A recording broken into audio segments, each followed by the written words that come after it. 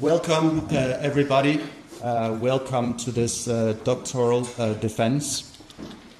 You might think that I'm going to give a lecture about relativity and the a priori, but I'm not going to do that. I am welcoming the main person in the room today, Claus Festersen, who will speak to that topic as part of your doctoral defense. I am Pro-rector at Roskilde University. I'm in charge of research and innovation, and this is a very special moment for us. It's a celebration, it's a feast.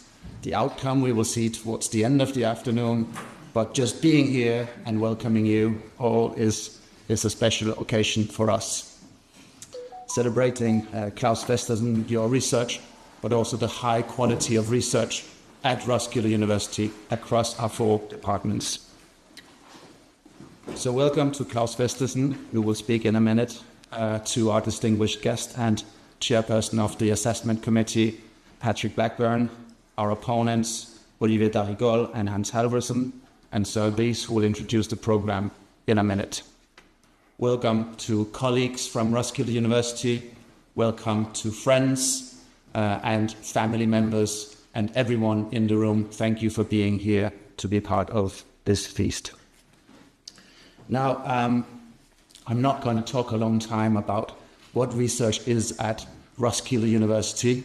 We are developing a research strategy, so I could do that. But in the sciences, there is a big discussion going on since a long time whether we should do basic research or whether we should do more applied research. And I guess if you follow that dichotomy, you could argue that we are closer to the basic part than to the applied part. I would, however, contest that, and I think we should be careful about not accepting that dichotomy. And I tend to think that we should instead think about important research as frontier research. Research that moves the boundaries of our knowledge. And certainly, I think this is what we are going to experience today. I had the joy of being part of a lunch with the assessment committee, and I can tell you the philosophical frontier talks were already around the table. I understood almost all of what was said.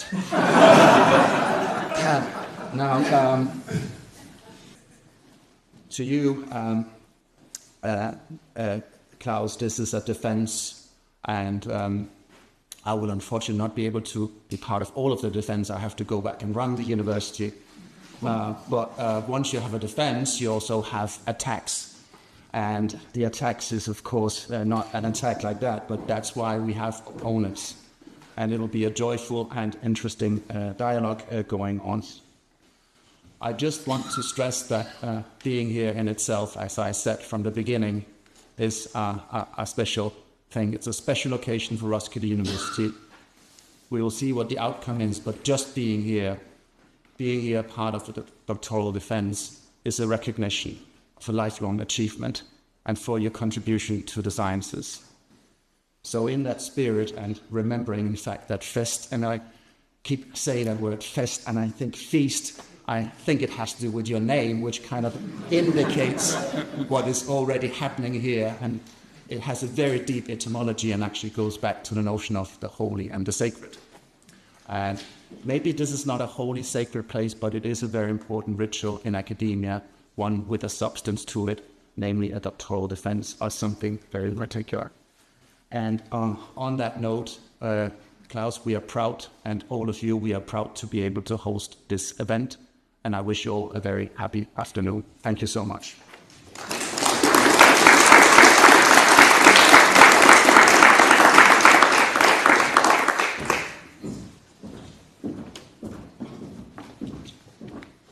So, in the Department of Philosophy and Science Studies, we are very proud that Claus today defends his doctoral thesis. And my job today is a little bit keeping track of the formalities, so I'll just walk you through the program and make sure that things are happening on time, and hopefully that we'll end in a good spirit and things are working out well for Claus. And we are most happy also to welcome the 2 distinguished opponents, Olivier Darrigol and Halvorson, who will be respectively first and second opponent, And now I'll just take you through a little bit the program. What you'll experience today is that Claus is presenting his thesis for the first half an hour, and then the first opponent will present his reading and his questions to Claus during the following subsequent approximately one and a half hour. Then there will be a break immediately after that.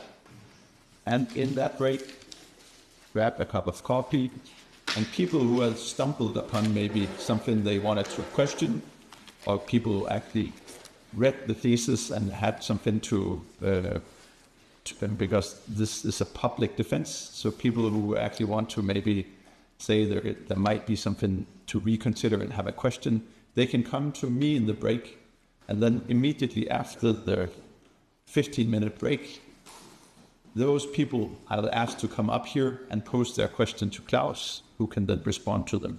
And that we have dedicated a time slot for that. And after those Q&A are over, that is the second opponent who will present his reading and his questions to Claus. And after that, we'll have the official defense will be over, and we will reconvene outside, the opponents and Patrick and I, and then we will do the voting on whether or not this dissertation or this doctoral will pass or not. And there is actually a strict time limit in the general guidelines for doctoral defense in Denmark. All of Denmark is limited to 6 hours. In the program, you see the 5-hour version, but we might we have the possibility to grant the opponents more time and grant Claus more time.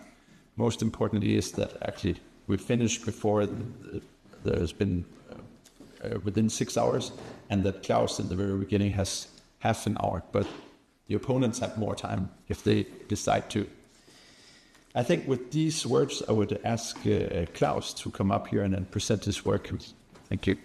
I will want to start to thank Søren Riis and the chairman of my evaluation committee, Patrick Blackburn, for their overwhelming support. Not today, but also in the process, which has been quite long. And I will thank Olivier Darrigol and Halvorson to act as my opponents. So this is the academic honor of my life. So, yeah. And I would like to thank everybody who come here today. And I've tried to make my talk. My talk is addressed to the public, so I have one equation in my talk. My dissertation has approximately 2,000 equations. So yeah. So there was a video running which demonstrates what I'm going to talk about. Relativity. This is a joint venture between my mother, my father, and me. It is my mother's hula hop ring, and my father built this mount, and it was my action camera, and of course, it's my body.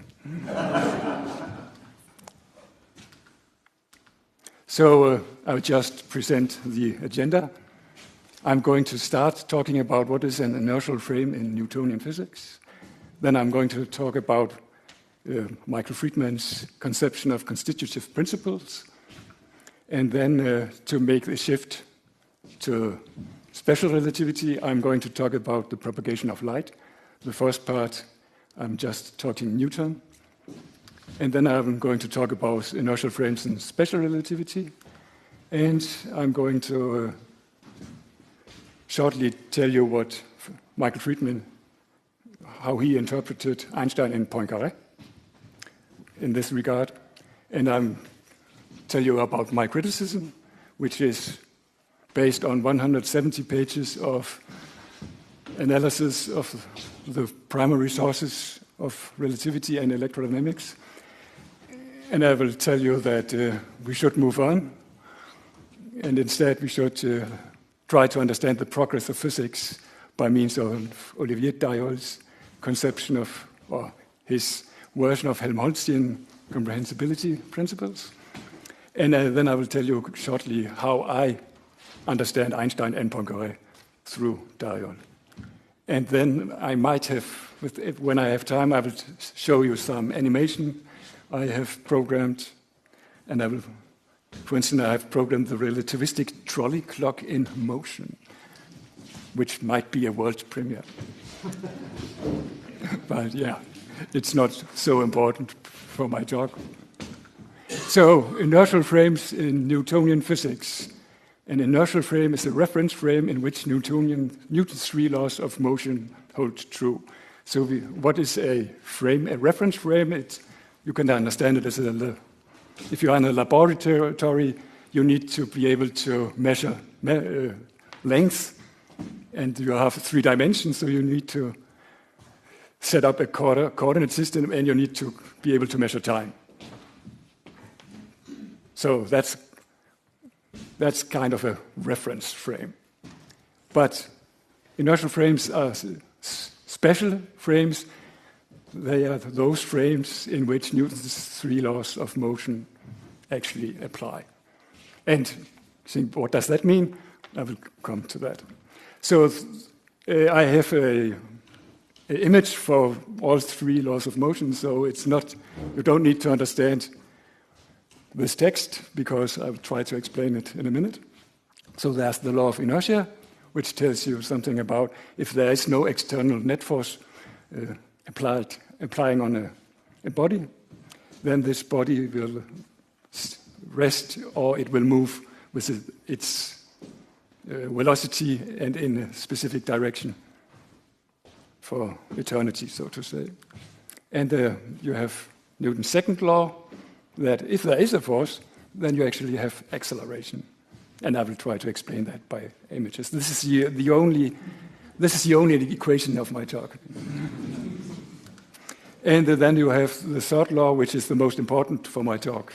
So now I will go into the details. So here you have 2 billiard balls, and if we can suppose that there might be forces acting, but all those forces, the resulting force is 0. So all those forces might be there, but they cancel each other out. So for instance, if I situate my joystick here, it doesn't move. The world moves. So I'm actually saying something which is wrong. But if you think the world just is stable, then it doesn't move, and that's because there's a force acting, the gravitational force pulling it downwards, but there's also a table. So the end result is it doesn't move, and therefore Newton's first law applies in this situation. It is at rest. But there could also be motion, even if there is no force. But if there is no external force, or they cancel each other, then my joystick is moving with the same velocity in one direction, and it stays that way. That's Newton's first law. Newton's second law, if used, apply, so this is the resulting force. There might be a friction force in the other direction. But if this woman is strong enough to push this box with a certain force, and this box has a mass of 100 kilograms, then the resulting there will be an acceleration. If she applies a force that is twice as high, then the acceleration will be twice as high, or twice as large. If the mass is twice, then the acceleration will be half, as in the first situation. So that's Newton's second law of motion. And the third law of motion tells you action and reaction. So we know that the Earth applies a gravitational force on the moon. That's this arrow. But actually, the moon also applies the same force, but in the opposite direction on the Earth. We don't think so much about it, because the moon is orbiting around the Earth, But actually we have tides on the Earth, and they are caused by the moon's gravitational force. So actually there is an effect. But this is Newton's third law. You always have pairs. If this body applies a force to the moon, then the other applies the same force, just in the other direction. And here you have two other examples from my high school exams. Not my own, but when I'm teaching. So now I'm trying, okay, so those two laws apply in an inertial frame. What is the surface of the Earth? Is this an inertial frame? You should ask yourself. And to answer that question, I have programmed this little animation. So we are latitude 56 degrees. That could be Roskilde, but Roskilde Cathedral is only 76 meters high, so that doesn't work with 120, so that might be Bohr's Tower, 1 kilometer from where I live. That's actually 120 kilometers high. So what will happen if we toss... Oh, I have to go back and say you should be over-cancelled by this one. What will happen if I am in the tower and I let the ball fall?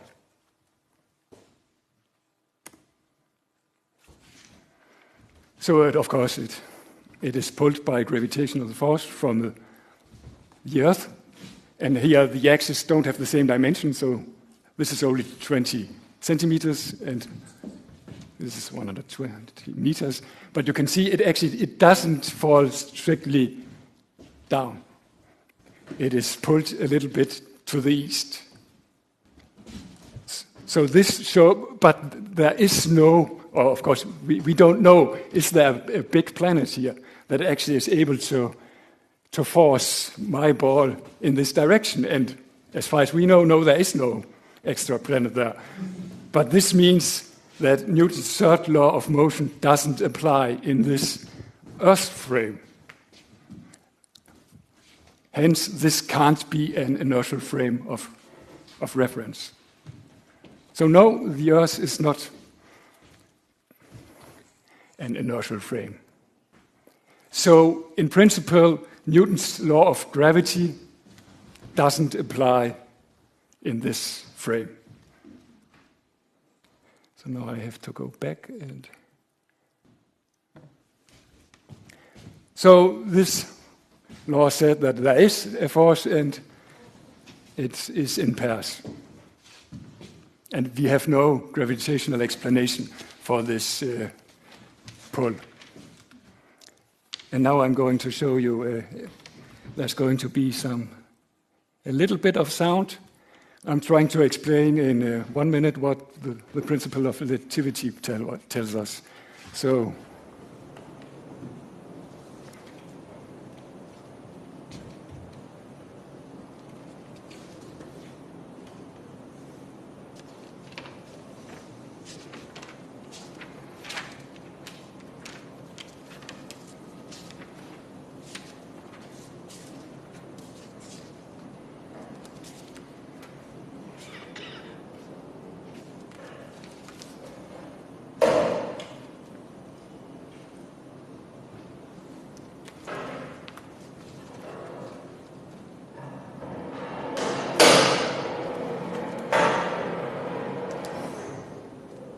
and now we see it in slow motion.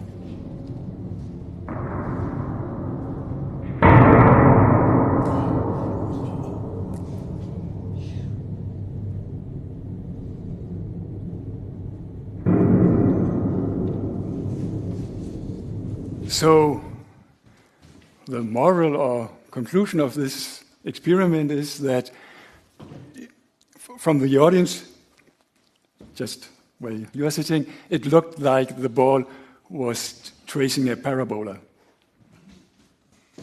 But if there had been a person on this card, it's too small.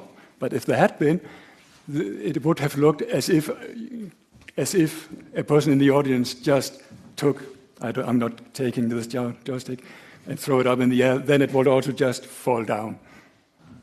So if one system is an inertial frame of reference, and the other frame is moving with a constant velocity in one direction, the other frame of reference will also be an inertial system.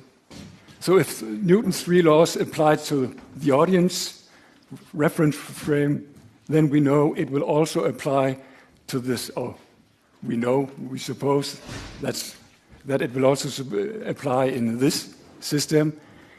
So, and that means in those two systems, all laws of physics will be the same. And that's the principle of relativity. And what did Michael Friedman tell us about it?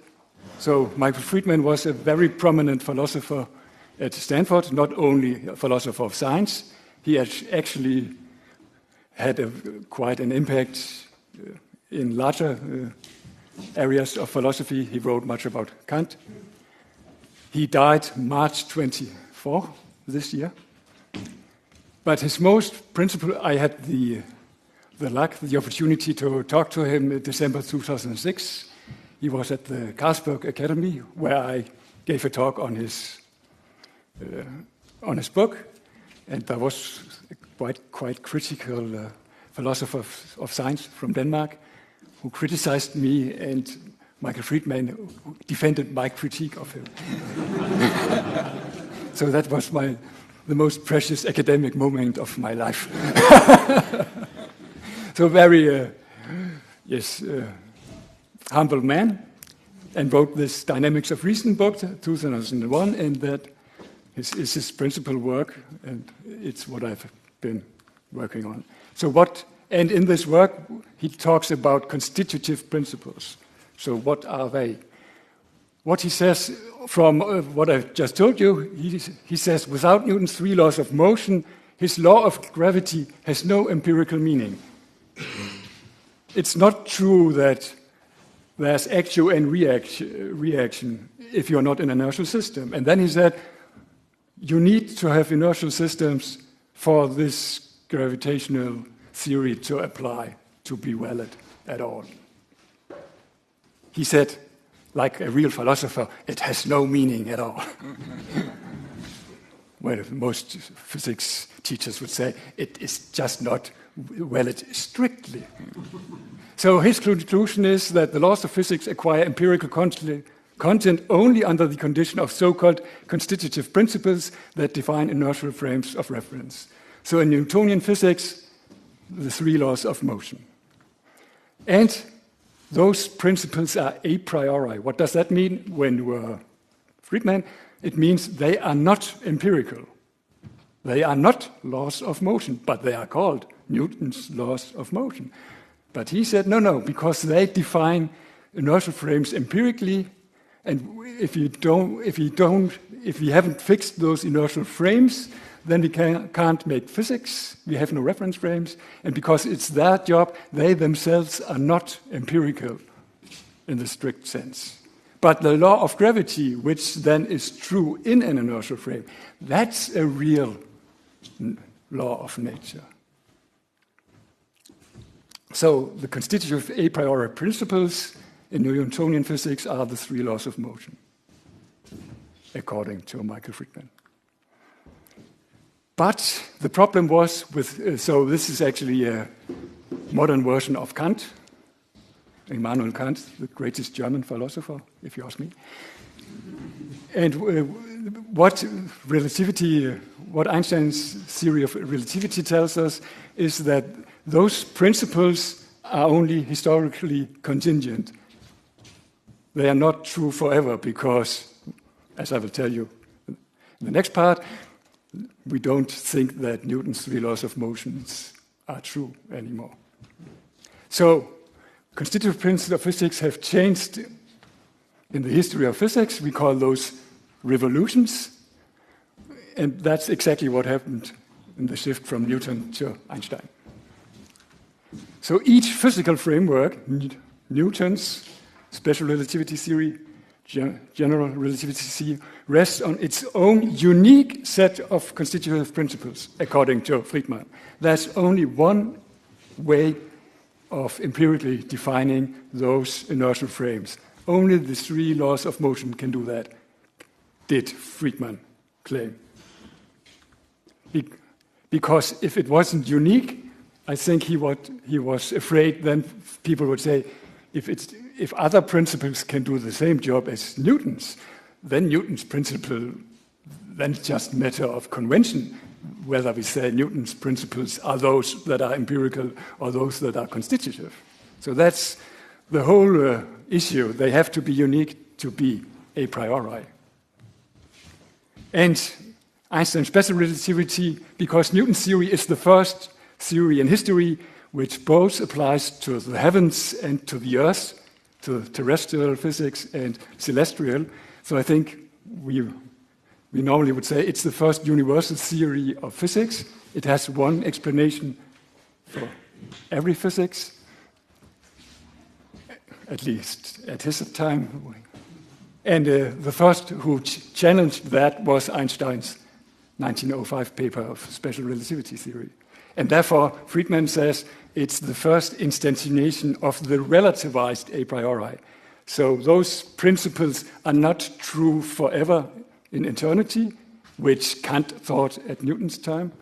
They change in the history, but they are still, at the specific moment of time in history, they are still those that define inertial frames, and we, in that frame, say they are not empirical. So, okay, what did Einstein say? He observed that we have the classical light propagation. So how does light propagate? Every wave propagates in a medium. So sound waves propagate in air. So if you pump air out of some, or if there is no air in space, sound waves can't travel in space. But light waves, they can travel. So light waves propagate. So people thought, okay, propagation needs a medium. Water travels in water. Sound travels in air. So light must, of course, travel in its own medium. We can't see it. We can't smell it. We call it the ether. In Danish, we talk about listening to the radio. If you're old enough, at least you say, der er noget i æteren. So that is the ether, which is this strange matter which doesn't really behave like matter because we can walk through it and we don't notice it. And light waves have a constant speed of the speed of light is approximately 300,000 kilometers per second. Outside of Denmark, this comma doesn't mean comma, it means dot. So it's not 300 kilometers per second. It's 300,000 kilometers per second. I thought with my opponents that they don't know that Danes are strange. So in frames moving relative to the ether, light does not propagate with speed c, according to the classical theory. So, okay, let's switch to my...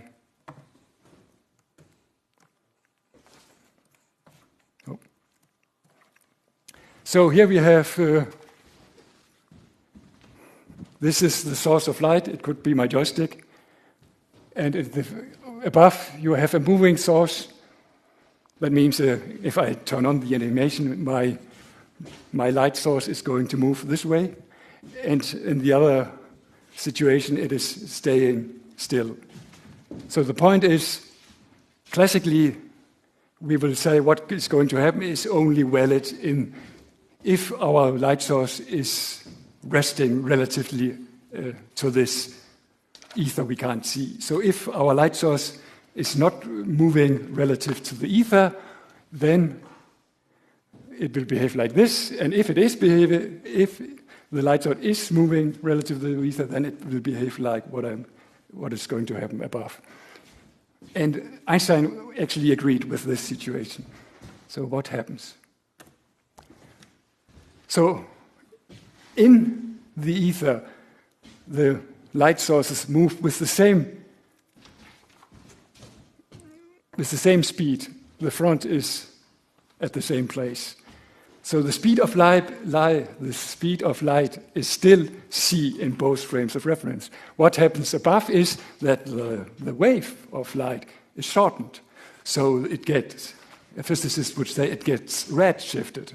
So because the wavelengths get shorter, then light turns more redly. But the speed is the same. Einstein agreed on this one. But if we now switch to this situation, what would happen, according to the classical theory, if the observer moves together with the light source? So the light source is actually, it's not moving relative to my laboratory frame where I'm situated myself. So because the world, the Earth, moves around, it's actually what they thought should happen on Earth, because the Earth rotates, it must be moving relative to the ether. So what did they believe should happen? They thought actually, I'm catching up. Can I? Yeah. So this is light, and together with the light source, I'm moving. So I'm actually, because I'm moving together, or because the light source is moving together with me, its velocity is actually getting smaller than it would be in the ether. In the ether, it's still the speed, the speed of light. But if I measure this and I'm moving in the ether, it's not going to happen. As you can see here, this is the same situation if the light source would be at rest in the ether. This is the same situation, but it's not the same situation because here I and the light source move in the ether. The difference is Einstein said, no, there will be no difference whatsoever. So Einstein agreed on the first situation. He agreed, yes, that is the way it will look, but that is the way it will look in every frame moving with a constant speed relative to the ether, and not just in the ether frame. And what did he make out of this?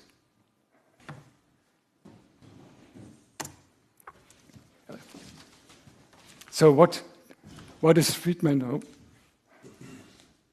Yeah. So Friedman's interpretation is that Einstein defined a new inertial frame of reference by elevating the light law to a constitutive principle. So what he did is he discarded Newton's second and third law to be able to show that light can move in the way I just told you. And then he was able to define new concept of space and time.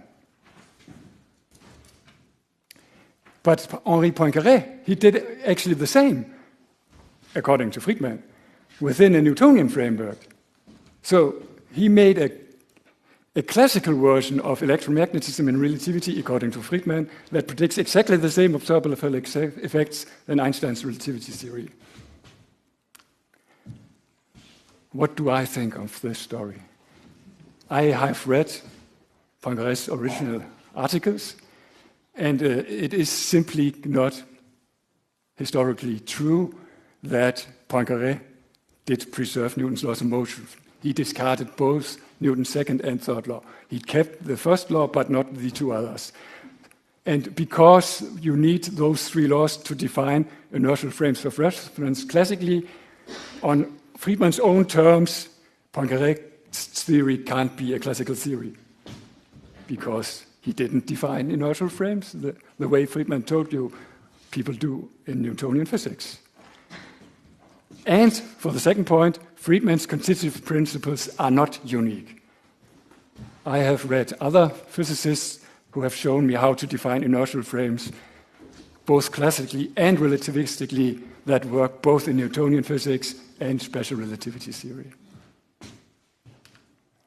And the most prominent is Vladimir Ignatovsky.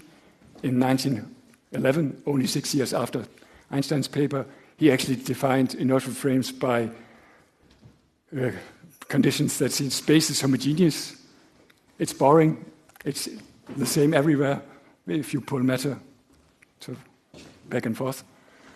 And it's also isotropic. So if you take a experiment and rotate it, it will do the same. If you say, oh, no, it will not do the same because there is this bottle. Yeah, okay, then you have to move the bottle with it. So if you take all matter that can influence each other and rotate the system, nothing new is going to happen. And that was enough to define inertial frames, according to Ignatovsky. So no need to talk about Newton's three laws of motion. And so my conclusion is Friedmann's principles do not satisfy his own criteria for the relativized a priori. They are not unique. The history of physics shows they are not unique. You just have to read quite a lot. So what do we know now? Let's move on to Darrigol. I have no picture of him. He is sitting right here. So instead of talking about constitutive principles, let's talk about comprehensibility principle, Begrifflichkeit, Heinrich von Helmholtz, German physicists. I have tried to read Helmholtz, and I didn't think that was I didn't get much out of it.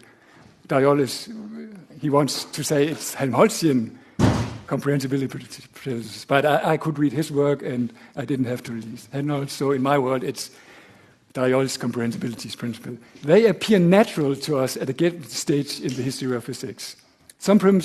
Those principles possess a theory-generating deductive power, sometimes sufficient to produce entire theoretical frameworks. My best example in my thesis is Landau. So what are examples? Space is homogeneous and isotropic. So if you take all matter in the universe in space and move it, it will behave exactly the same way because space is just boring. It doesn't do anything. So space is like Leopoldstyle, if it's a good Leopoldstyle. And space is isotropic. The speed of light is the same in every direction. Time is homogeneous. If I perform an experiment tomorrow, if my experiment has something to do with temperature, of course it might give other results. But it's not because of space itself that it will give other results. So it's not because of time itself. So time is homogeneous, space is homogeneous and isotropic. The relativity principle I started is such a principle, according to Darrigol.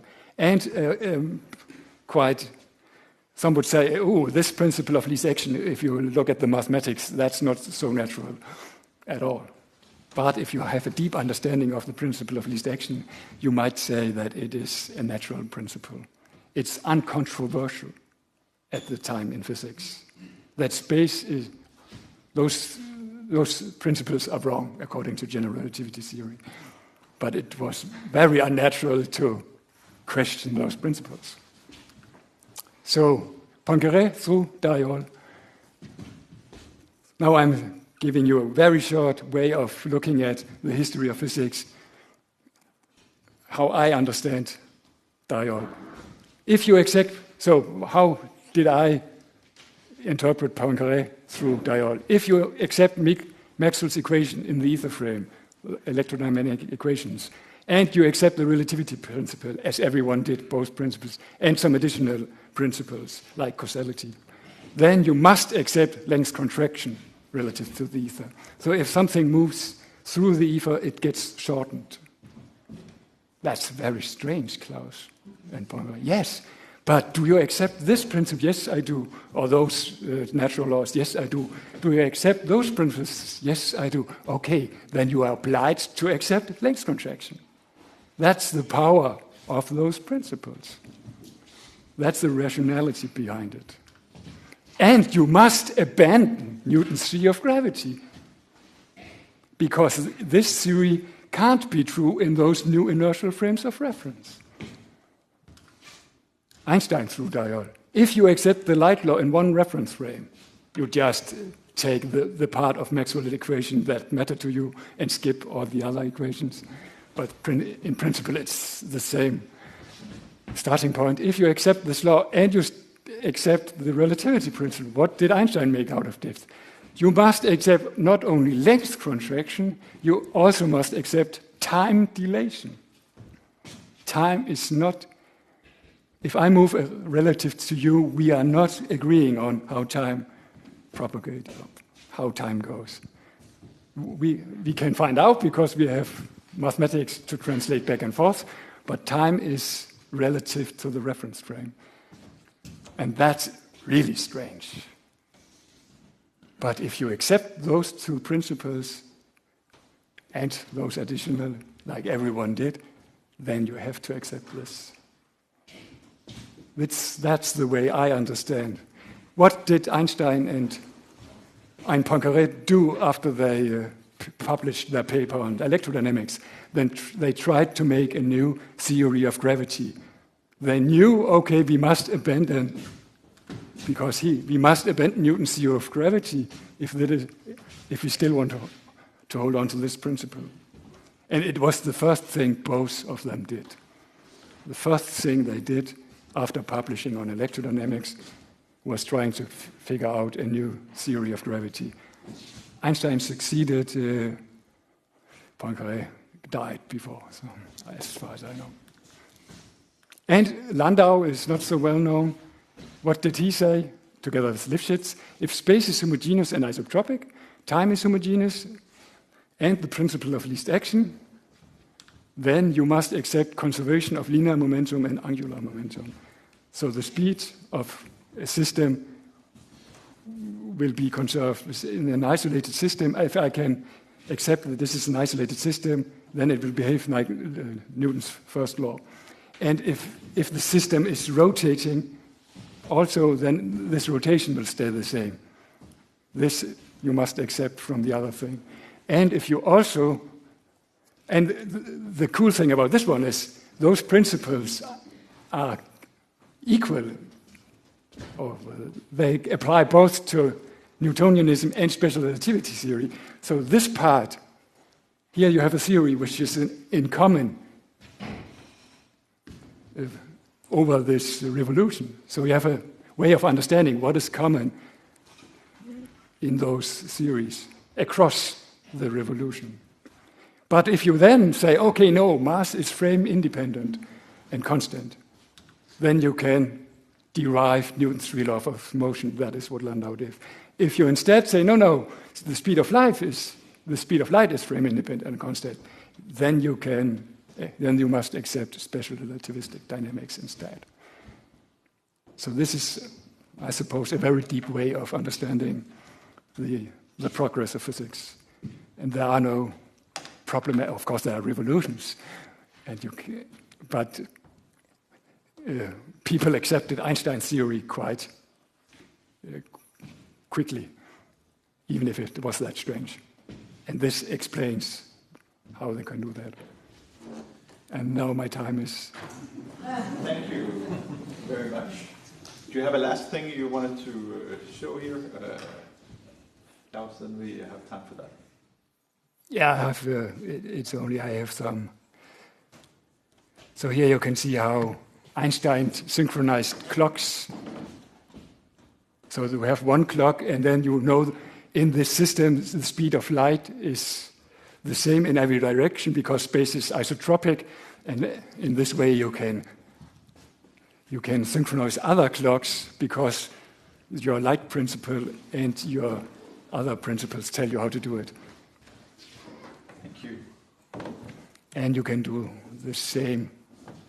What I also showed, there is a way of doing this with those common principles from Landau.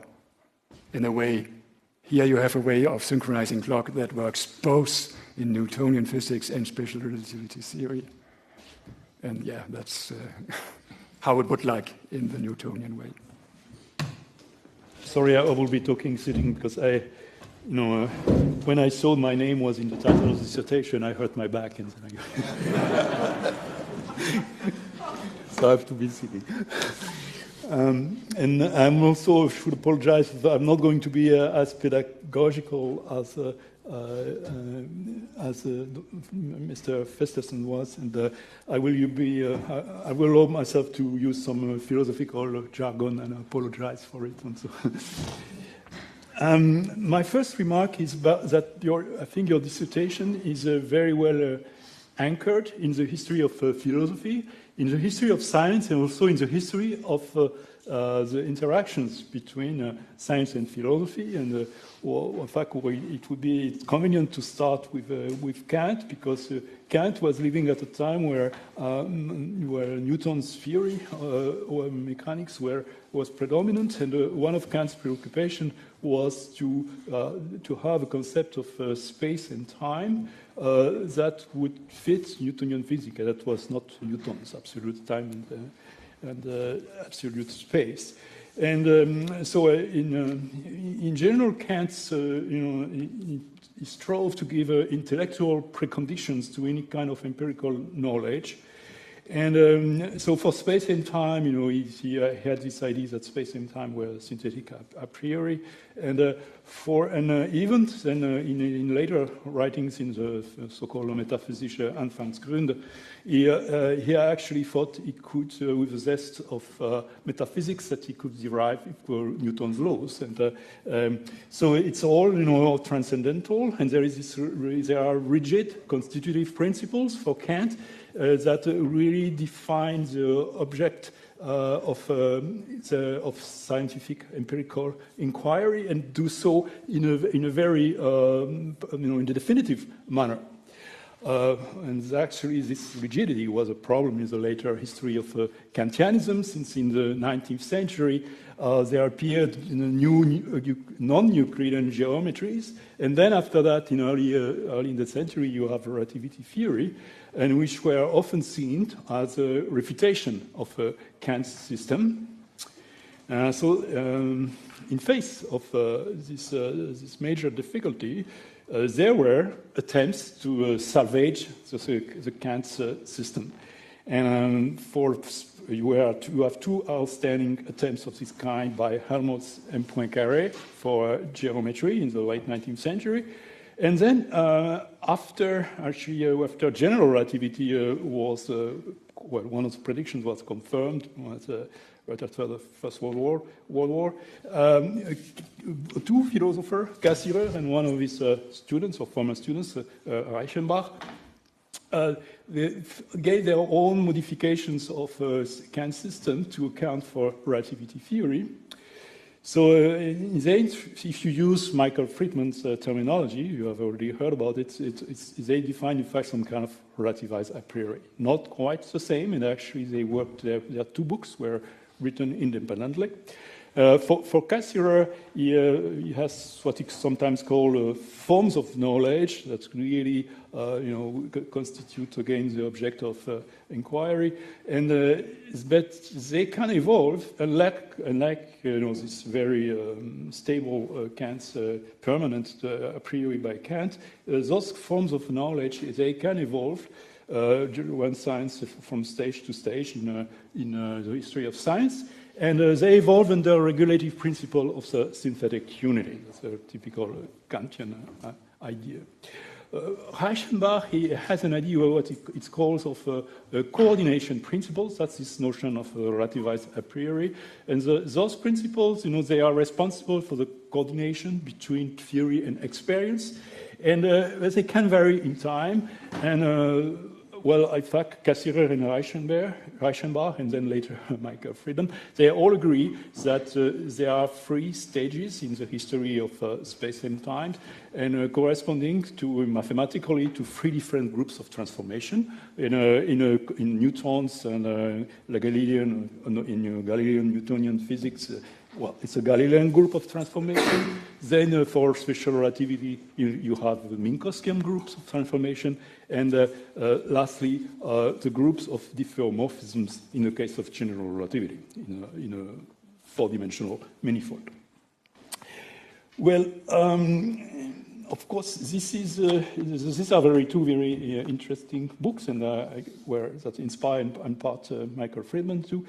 But these neo-Kantian attempts in general are they can be judged to be quite fragile, because when you have a notion of a priori that becomes variable and changes, it's really how does it differ from a mere convention?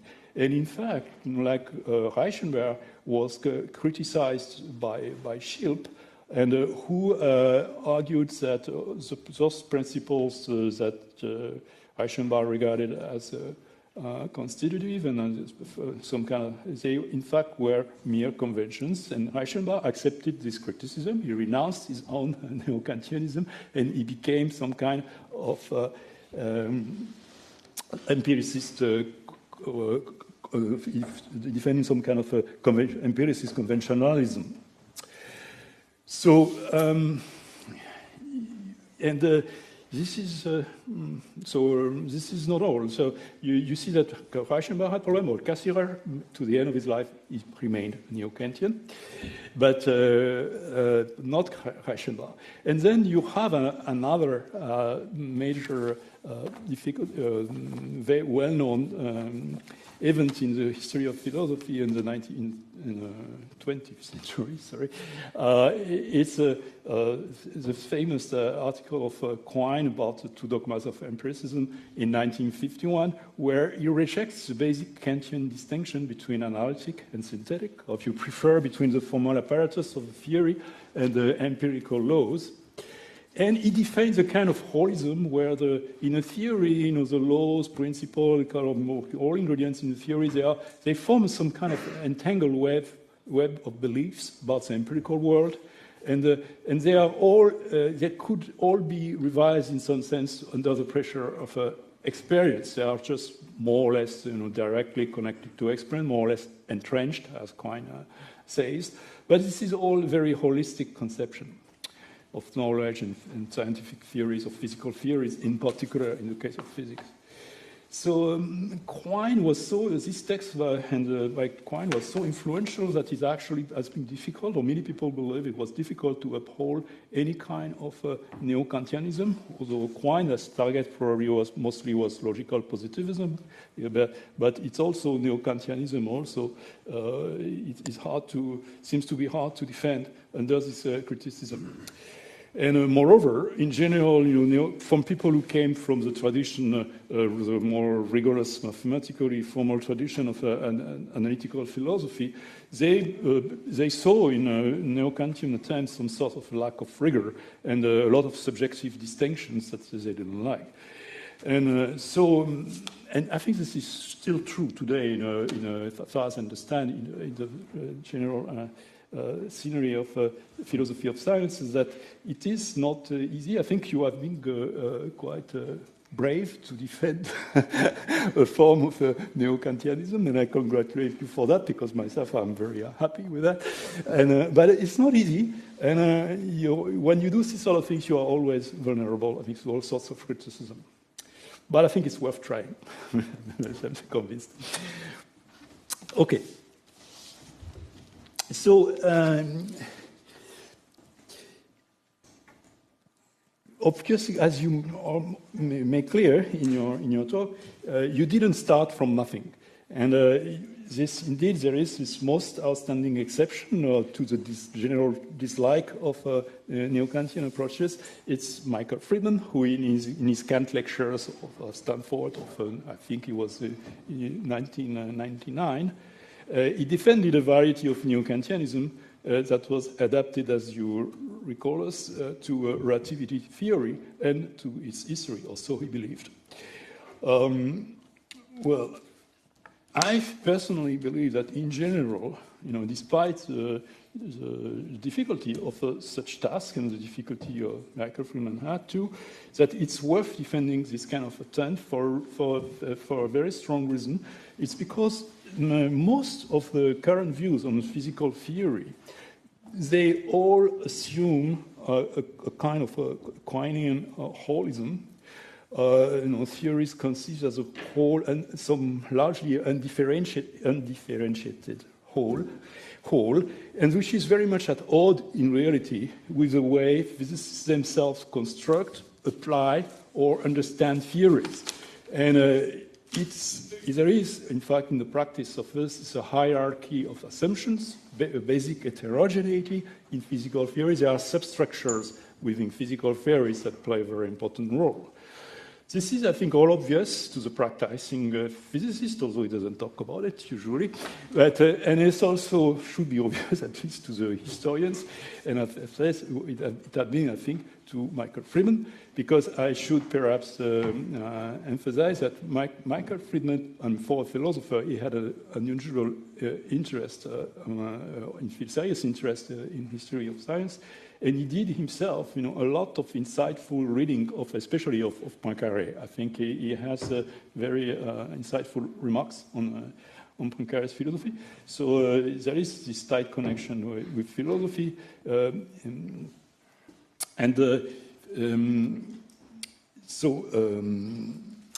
Michael Friedman, then in his attempt, he rejects this Quinian interdiction, which I mentioned, and arguing that actually it's only excludes theories that are formulated in purely logical terms, but totally doesn't affect the kind of neo-Kantianism that he's going to defend. And his kind of neo-Kantianism is kind of vaguely related to Reichenbach's. It's the idea of, it defines constitutive principles, as you recall, as theoretical principles that are preconditions for the formulation of empirical laws. So that, for instance, you cannot make any sense of the law of gravitation if you don't know in advance, if you don't have a framework to know what's a force and what a space and time situation. So you recall, what were the various constitutive principles for Michael Friedman, and you also recall that these principles, it seems clear that for Michael Friedman, it must be unique. It seems to be like, for Michael Friedman, the very idea of a constitution, the fact that you have constitutive principle, it presupposes their uniqueness, or at least they are well defined, at least as what he calls, he believes that physicists at the turn of the century, like Poincaré and Einstein, they lived in their own they had their own philosophical meta-framework, really coming from philosophy, and that within these frameworks, they had no choice than to arrive at what they did, in fact. So it's kind of, and so they had to choose for the constitutive principles. They were unique. Okay, this attempt by Friedman, which truly, I think, rightly attracted your attention, my point is well-informed, but surely not immune to criticism. And in your dissertation, you recall the criticism that was formulated against various criticism.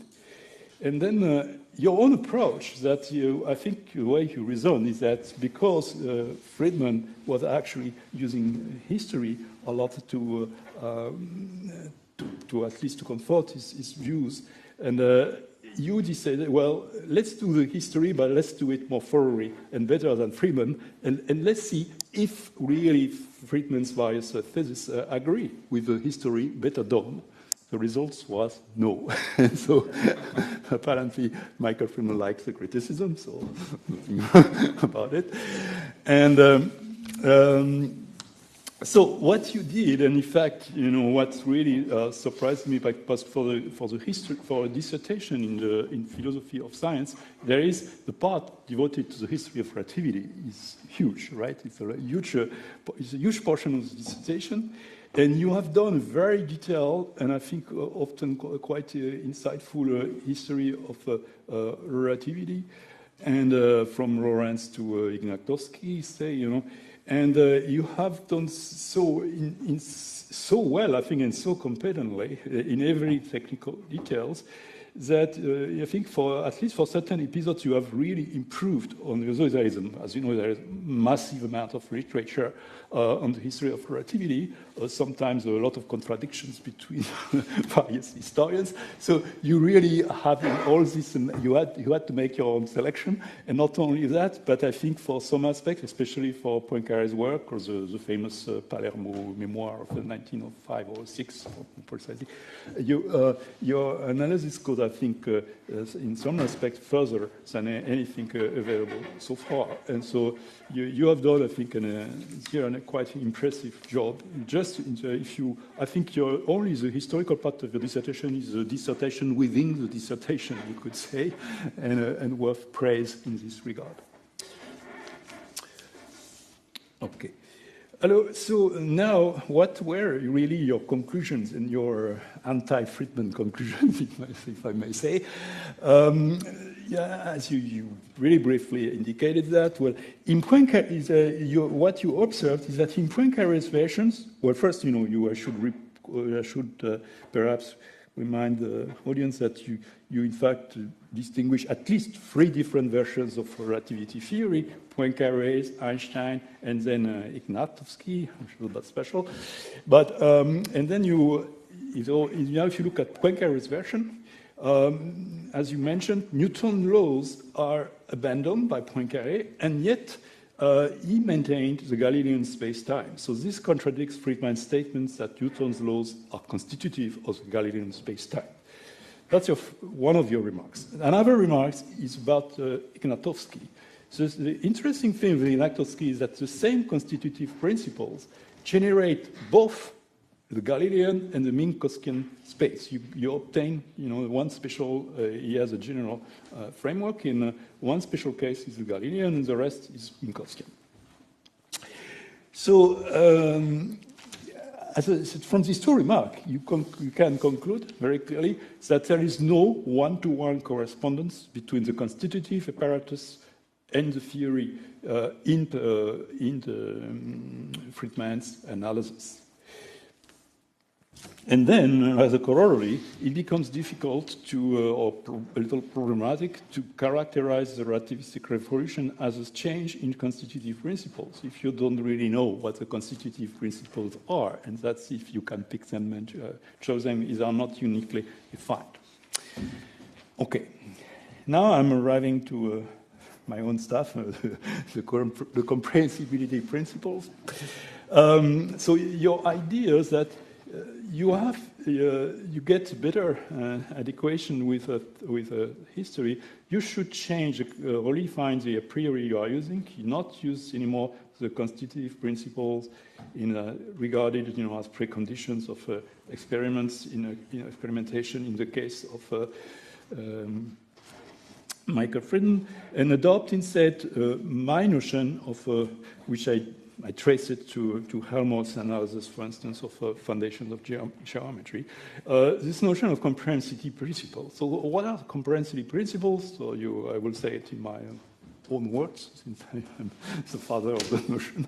But they are simple, easily acceptable preconditions of measurability, causality, and correspondence. So it's very basic idea that if you want to understand the world in a precise and quantitative manner, you have to be able to measure things. You have to be able to, you need some sort of causality, which may be vaguely defined, but you will give it a sharper form according to the context in which you live.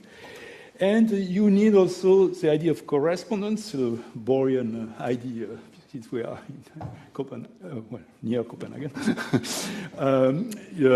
of correspondence. That the idea that in the next theory you have to be able to use the knowledge you have acquired in the previous theory. And this is actually quite important in the evolution of physical theory. So if you adopt, I think, these principles, if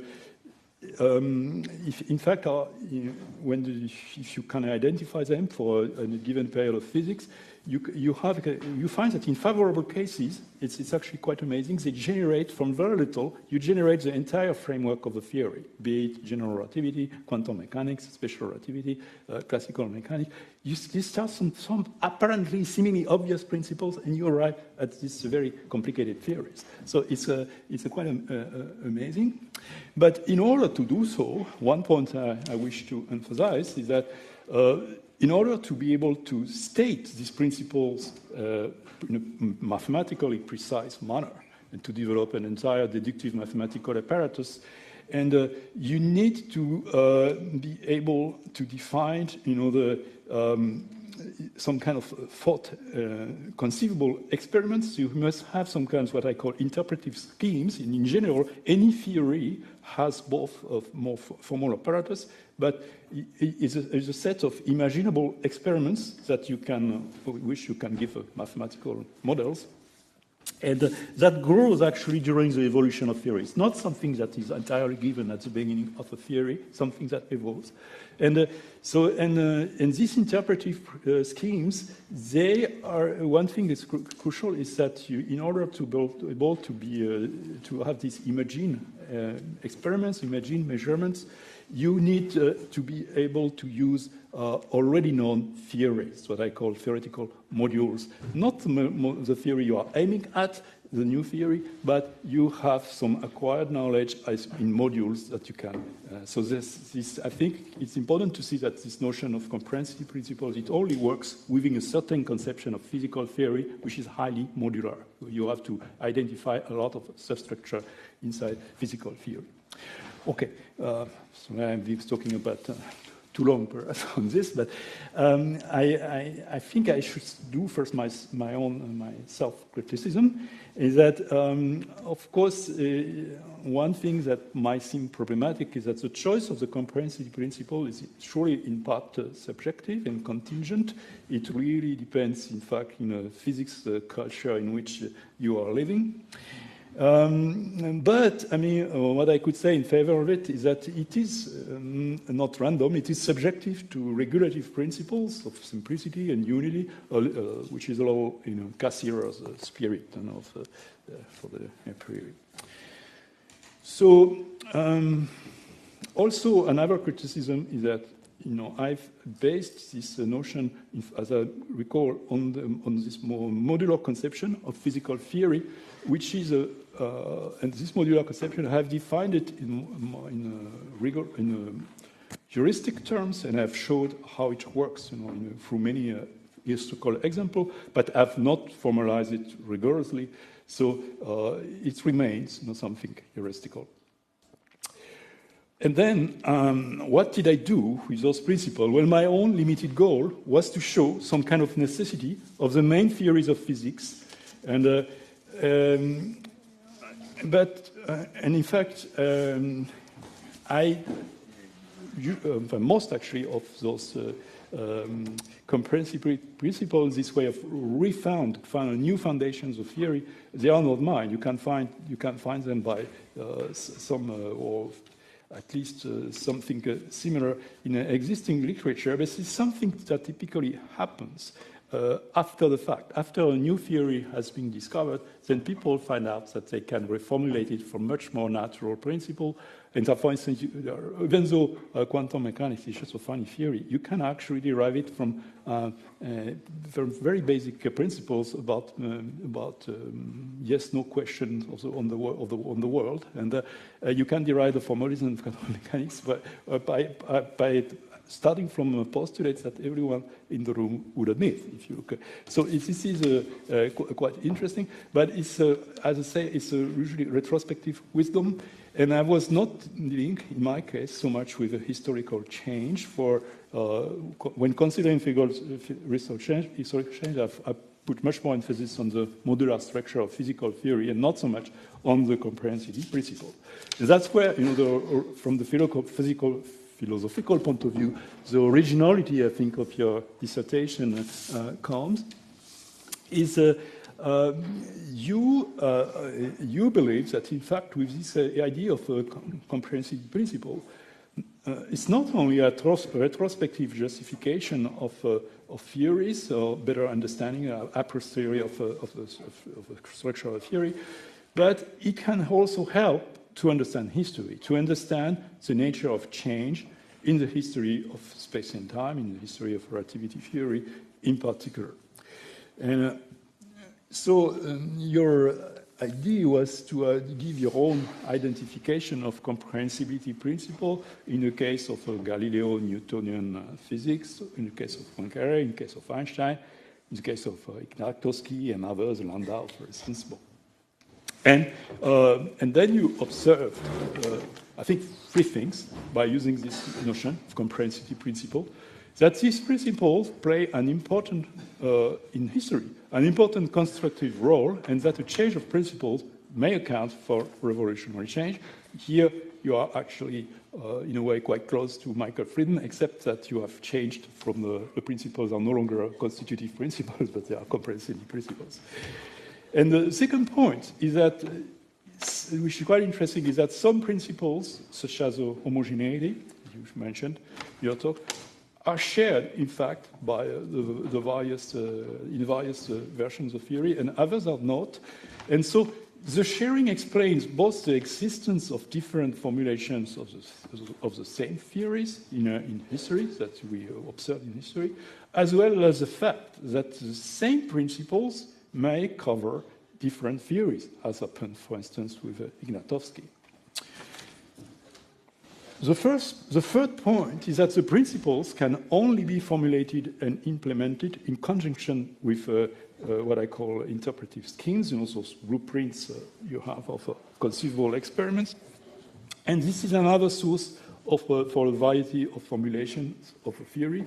And I think this emphasis on the variety of formulation is a very welcome aspect of in theory, because both in the history and the practice of science, the availability of alternative formulations for a theory is usually quite important. From an operational point of view, how you apply the theory, it's easier to apply in one formulation or easier to conceive. It's also has to do with the psychology of the scientist and how he can think within one framework or another. So I think this whole aspect of your exploitation of the comprehensive principle was in part unforeseen by myself, and I think it's quite clever, and it works. On average, I think it was quite well, and I think I have to me, I would congratulate you for that. But I have those two criticisms. The first is that your arguments imply a definition of comprehensive principles, which I think is quite a bit more elastic than my own. Because for me, comprehensive principles, they are essentially, they should be expressible in terms of very simple operations. And not in terms of already advanced theoretical principles like the principle of least action.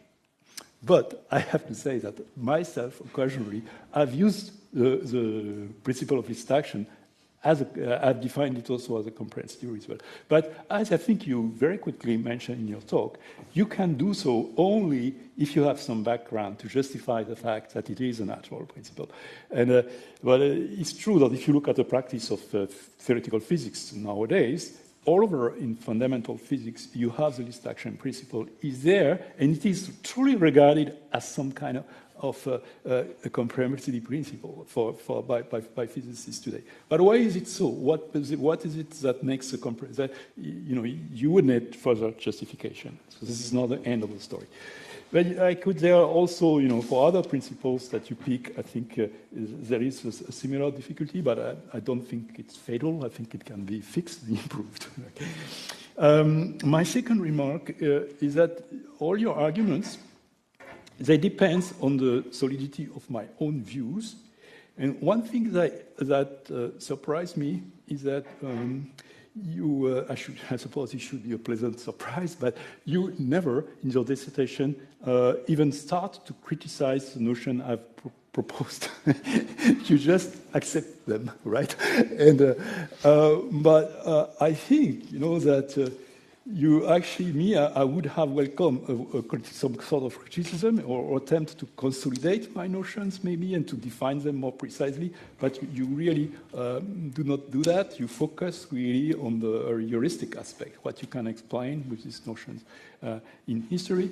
So again, I think this is one aspect of your dissertation that could be a work that could be further developed. Of course, by saying that, I'm doing my own criticism, and I'm just emphasizing the insufficiency of my own work rather than yours. But anyway, I will finish here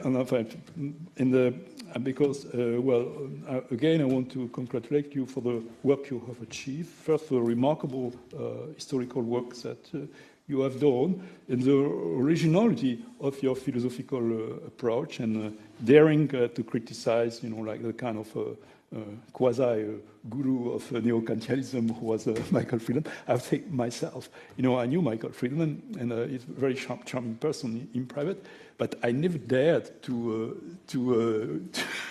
discuss with him my comprehensive principles. I had a lot of talks about Poincaré with Michael Friedman, but I never confronted him because I thought, that I was flatly criticizing his own notion, and I didn't dare. I was a little shy about that. Anyway, so and you were apparently you are not as shy as I am. But I met him in 2006. So anyway, I'm very happy that you did all this work. And now I will. Sorry, I've been already very long, and I think many people in the room must be tired of hearing me. But I will now let you speak more, and I will ask a few questions. That maybe I will. Should I give the whole set of questions first, or? I think it's fine like this, and then when one by one. Yeah, and then one by one.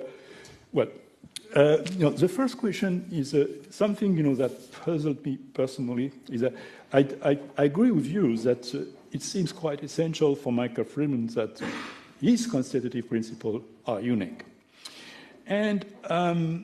But after all, why is it so important that this uniqueness? Because as soon as you accept some kind of relativized a priori, okay, the a priori can change from one stage of physics to another, but why not within the same stage accept the idea that you can have different a priori? So what was it? What you think is why? Unfortunately, we can no longer ask Michael Friedman himself. But in your opinion, why is it so important for Michael Friedman, this uniqueness? I think it is because he's too focused on his Kantian and Reichenbachian heritage. Uh-huh. So it's kind of, if I can't defend that they are unique, then I collapse into Quinian holism. Yeah. And I don't want that. Yeah. And when I gave my talk in 2006, and he at the Karlsberg Academy, I was young and not afraid. So maybe that's the difference.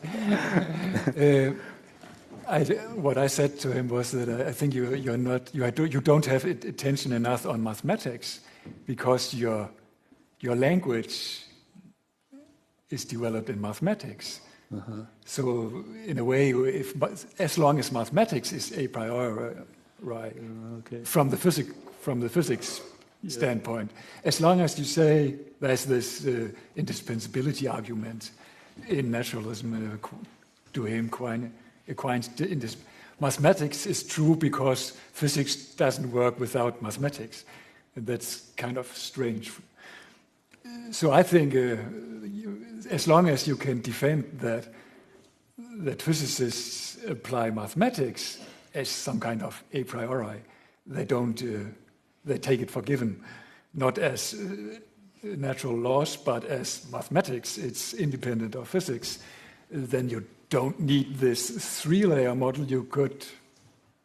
It would be enough with just natural laws and mathematics. Of course, you still need to connect those two, but you can do that with your interpretive schemes, and they don't have to be unique. Right, yeah. So I suppose it's some kind of... So it's more like his fidelity, in fact, to Kant's original project, in some sense, because it's true that, certainly in the case, because, as you know, Michael Friedman, he wrote an entire book on the Metaphysische Anfangsgründe. Yes. And he was kind of fascinated, I think, by this aspect of Kant. And it's true that there, I mean, of course, there is a metaphysical basis, but within this frame, you have no choice. You only you are in Newtonian physics and nothing else. So there indeed. That's this joke. Every time Kant introduced the concept 3. So it's like you have 3 kind of ideas. Understand? Yeah, and so I just think he didn't even. Maybe he has thought about it, but he was too focused on. You need this. Right.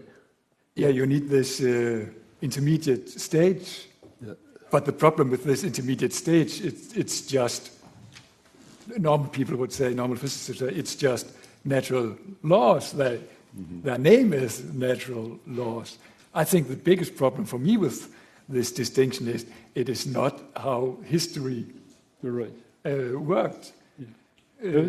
Actually, to me, what I found was most the target of my criticism for Michael Freeman was more the distinction between empirical laws and constitutive principles, because in every case he says, I think I can prove that there are other choices that are just as legitimate as the one he made, even better, I think, and you get different constitutive difference. So I think, and the way I think he defended uniqueness seems kind of be arbitrary, because in the case of Einstein, for instance, the fact for is that Einstein had read Hume, Mach, etc. All this philosophical knowledge by Einstein, this was what he calls the physical meta framework.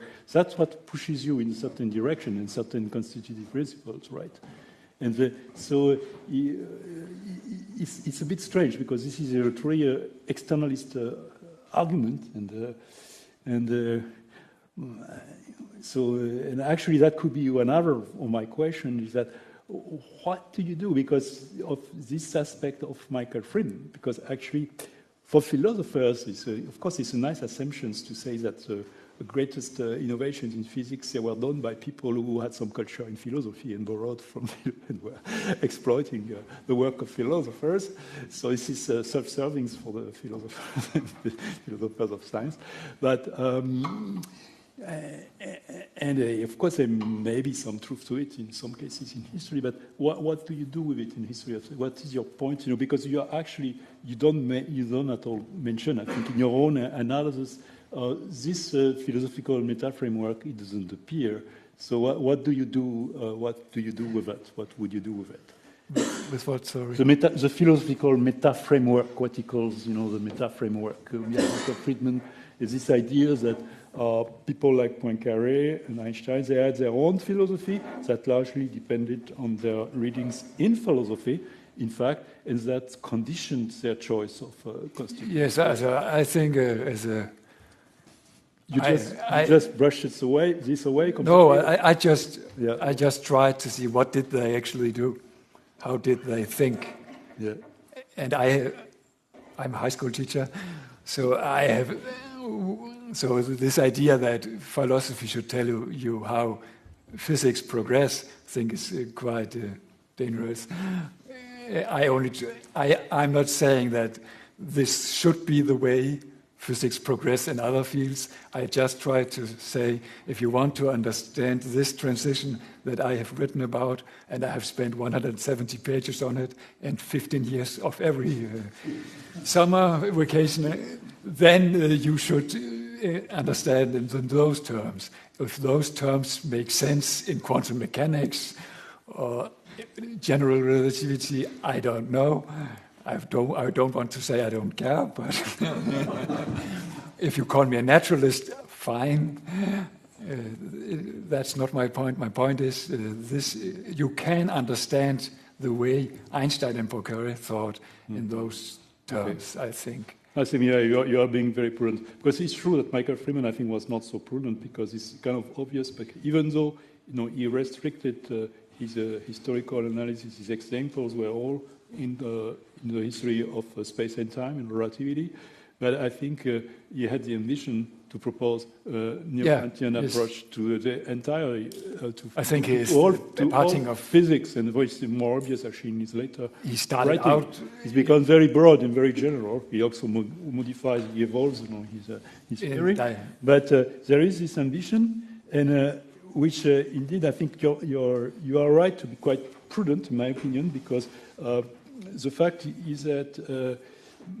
Something you observe in what works well in the case of relativity is is a type of change in the history of physics, which is quite special because there are not many important historical transitions in which what's at stake is the most basic concepts of space and time or causality, for example, and you can have very important change in the history of physics and even essential without touching those basic concepts. So when you do the history of relativity, you are doing for a kind of scientific change which is quite unique within the history of physical theory. So I think it may be difficult to extrapolate as you. Yes, and I don't think I could say. When I tried to understand the history of electrodynamics, I read Whittaker, I think. Yeah.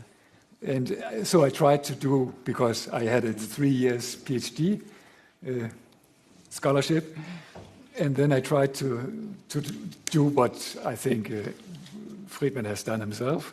So if you are in a philosophy PhD program in the US, Pittsburgh, for instance, where Hans Halvorson is educated from, then I think you have some courses where they tell you read this books on the history of relativity and electrodynamics. Those are the principal works in the history, and then you know enough history to write about the philosophy of the relativity or quantum mechanics, but you don't question are those historical analyses of are they moving on? And on the contrary, you did your own history. And I ended up the only person I found out which I could trust was you. But my biggest problem was you hadn't written on every paper I wanted to analyze. So that was my biggest problem. And then I found out you also wrote about the philosophy. And I said, there is only one man I trust in the history of physics, it's you. And what he tells me about the comprehensibility, if it's good enough for Olivier Darrigol, then it is absolutely good enough for me. Okay. Well, yeah. So crude empiricism, but okay. So that was a kind of, and I thought, well, looking at my reading of all it made perfectly sense. But did naturalism move on? Quinian naturalism, I think, is not worth your time. Anyway, I will have one last question. I noticed that in your introduction you said that you started your work, actually this project, by reading Cassirer. So how, now that you have finished your project, maybe not quite finished, there's always a future, but you have arrived at a certain stage, how do you situate your work with respect to Cassirer's own attempts and his own take, especially on relativity theory, or even his later evolution of this thinking? It's 19 years since I read Cassirer, but I will try to answer you. So I'm from the German minority in Denmark, in South Jutland. I wrote my master's thesis on Wittgenstein's Tractatus Logico-Philosophicus, and my opponent was Professor Stig Pedersen, who passed away in 2018. And when he found out the guy, he has studied physics, mathematics, and philosophy, and he should try to write a thesis on Ernst Cassirer, because nobody in Denmark is better qualified to do that. So therefore, he said, wouldn't you be interested? And I was interested, and I started working at it. But and because I started working on Cassirer, I read Friedman, And this is the big merit of Friedman. You can think of his ideas what you want, but the greatest merit of Friedman is he says something that you actually can show is not correct. Well, it's true. It's And anything wrong with Cassirer, you can always bend things, and it still fits. But here was a man who said Newtonian principles are unique and define inertial frames. Okay.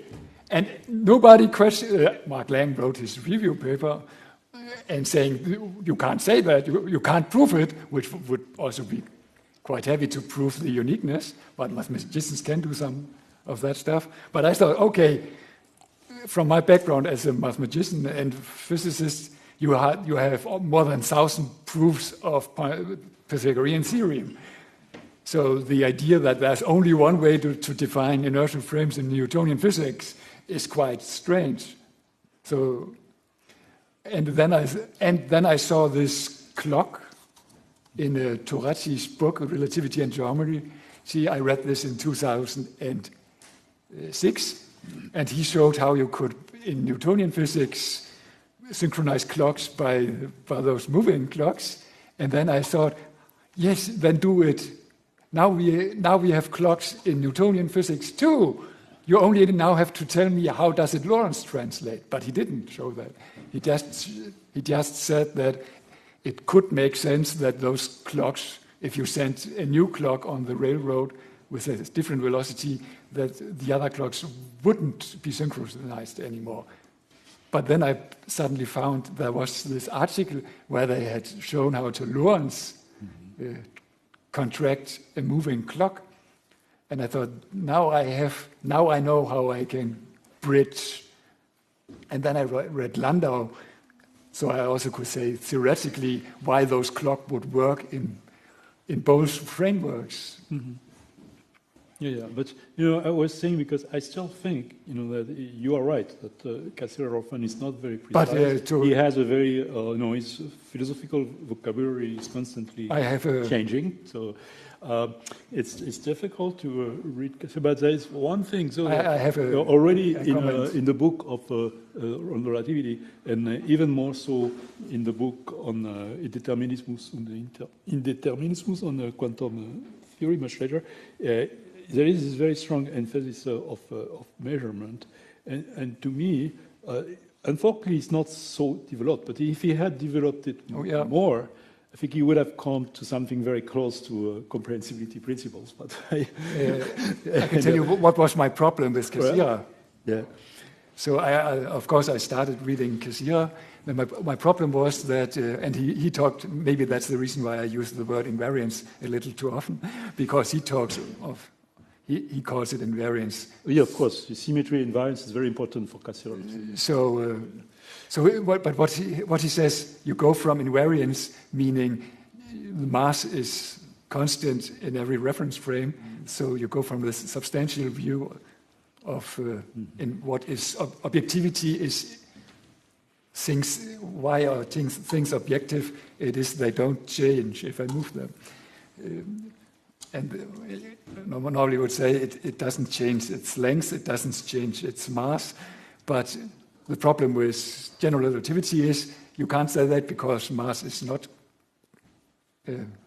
agreed upon across different frames. But then you go and instead you say that the equations, they are not the same equations, but you have general covariance. So what is the invariance in general relativity? It's the line element, the Gaussian line element. And my problem with that was that this makes Einstein the endpoint of physics, because you can't progress under that. And it was, in my view, too Hegelian in some way. It was like, okay, Einstein is the endpoint of physics. Hip, hip. And if you are a historian, you should think that might turn out to be problematic in 100 years or 200. So that was my biggest problem with Cassirer. It was that we move away from this substantial understanding of what remains the same to this mathematical ways is all right because that it is true, but it leaves us with some kind of endpoint in the history of physics, which is kind of strange and not very practical. If it's the right way of understanding Cassia, I don't know. But sure, I think he was more open than you say. Yes. But that was one of the reasons why I. For to him, knowledge was ever progressing in stages more. Yeah, but he the way he wrote it was still too Kantian in some ways. So, and then I thought, oh, Fred. So actually, Andrew, he was very critical from me shifting. And Felix Mühlhälzer, when I visited him in Göttingen, he was also very critical on my project. But the day Friedman defended me at the Carlsberg Academy, everything changed.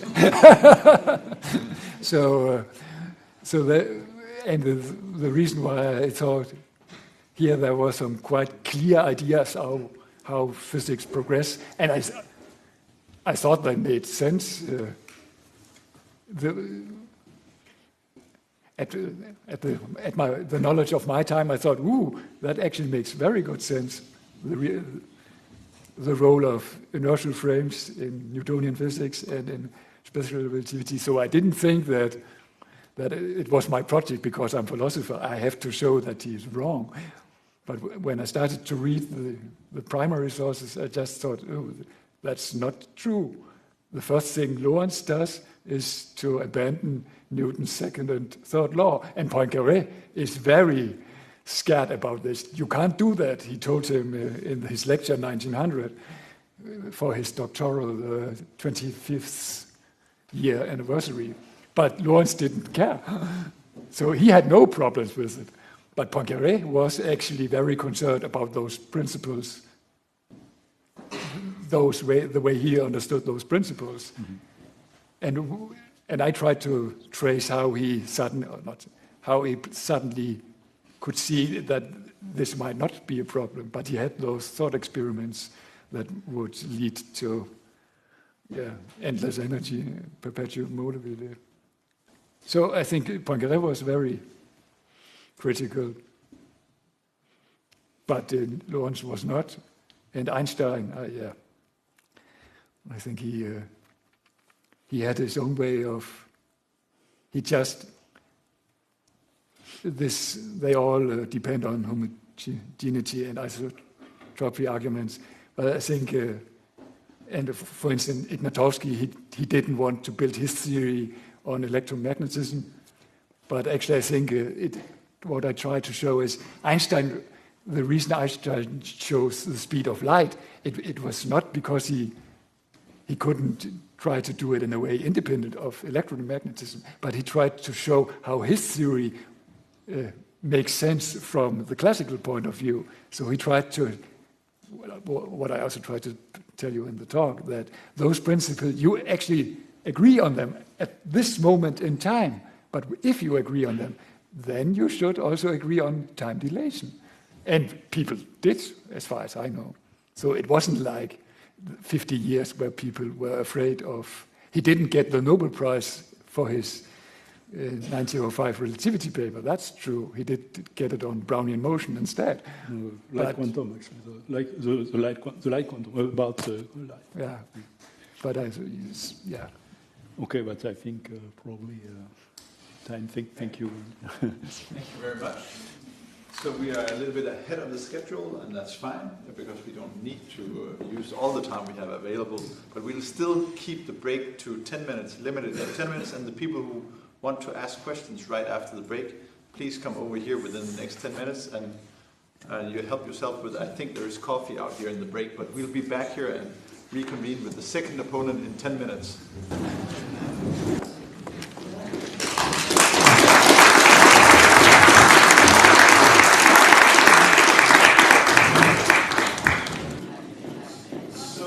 We will start again, and we are starting out with questions from the audience, and in the break there's been one person who presented a question, and we'll give the word to you. If you would come up here and just shortly present. Now I'm suddenly in the spotlight. I was hoping that a question would put spotlight on you, but I'm a physicist. I did my PhD a couple of years ago, and I thought there should be questions because then you have touched the audience. So I thought I'd like to pose a question.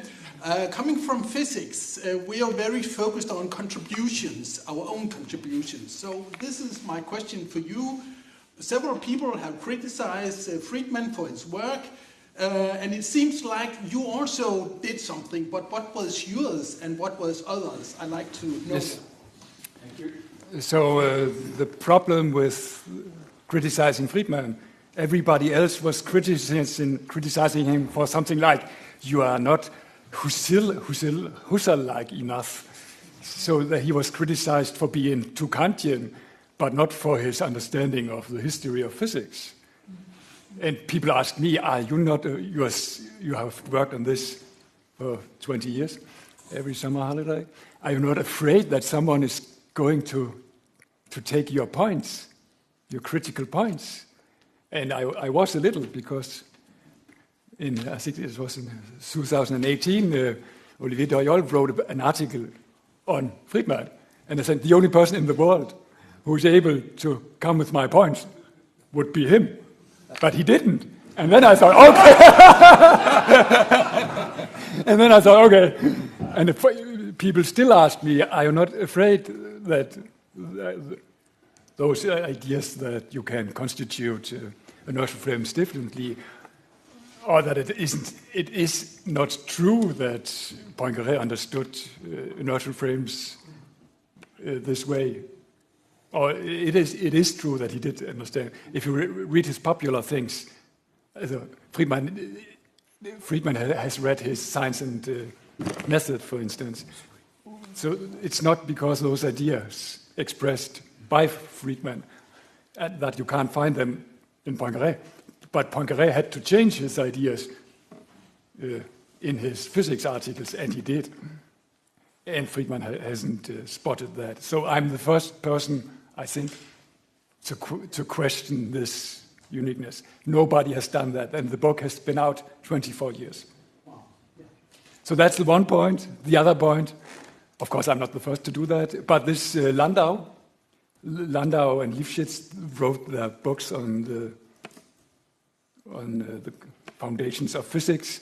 But this idea that you can start with principles that are common to both frameworks, they actually didn't say that. They wrote their book on classical physics, and then they wrote a book on classical field theory and started out precisely the same way.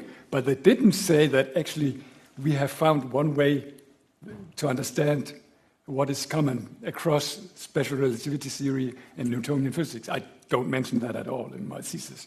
I just say Landau and Lifshitz did that. But the idea to say that here we have something that is common, and to say because we can derive with homogeneity and isotropy and the principle of least action, we can derive those linear momentum and angular momentum. Then we can take this clock, the idea of this rolling clock to synchronize. I found in Roberto Toretti's book from 1983. So he told, because normally you would say in special relativity you have the light clock, which Einstein didn't have, and you have this way of synchronizing clocks with the signal of light. But there was no, what do you do in Newtonian physics? And so as far as I know, he had this idea of using those principles in Newtonian physics. So you have in Snortorp, if this thing is rotating and there are no external forces, it will keep rotating with the same angular velocity, and then you can use it as a clock.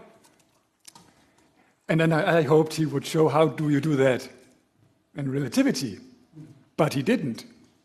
He just said that if you take a new clock with a different velocity and roll it along, it wouldn't be absurd that those clocks you already have synchronized would not be synchronized with the new clock because it's a different velocity that this new clock is rolling out. But he didn't. But then I thought, okay, this gives. If I know from Landau and Lifshitz that those principles are conserved, then this Tourati clock should also work in special relativity. And then I found this paper by Matvey of the trolley clock, how this would work. And if I may show you. So this is the idea. You have angular velocity, which isn't changing, and you have linear velocity, which isn't changing. And in Newtonian physics, you can just copy the clock. That won't work in special relativity. There you would have to say, okay, I know the distance because I know where I place my clocks, and I know the speed because the speed, the angular velocity in both frames will be equal if you look at the physics. So, but what will happen? So, because of Lorentz contraction, you should believe that the rolling clock should look like this. You know, if something moves in special relativity theory, then it gets contracted, like this. So this is 90% of the speed of light.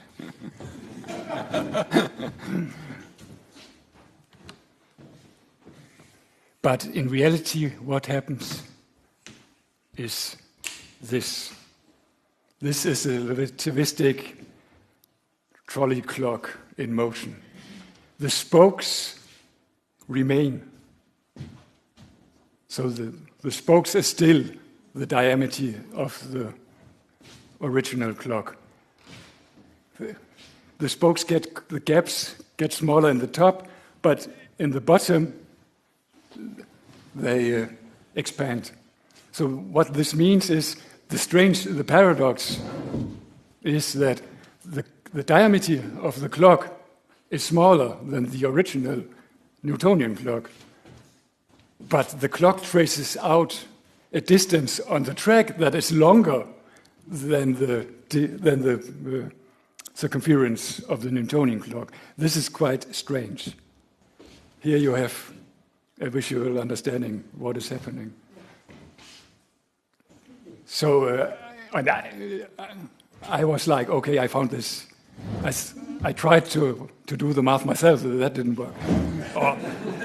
Oh, that's not true. I started out, okay, I would like. So the idea was so I knew how to do it like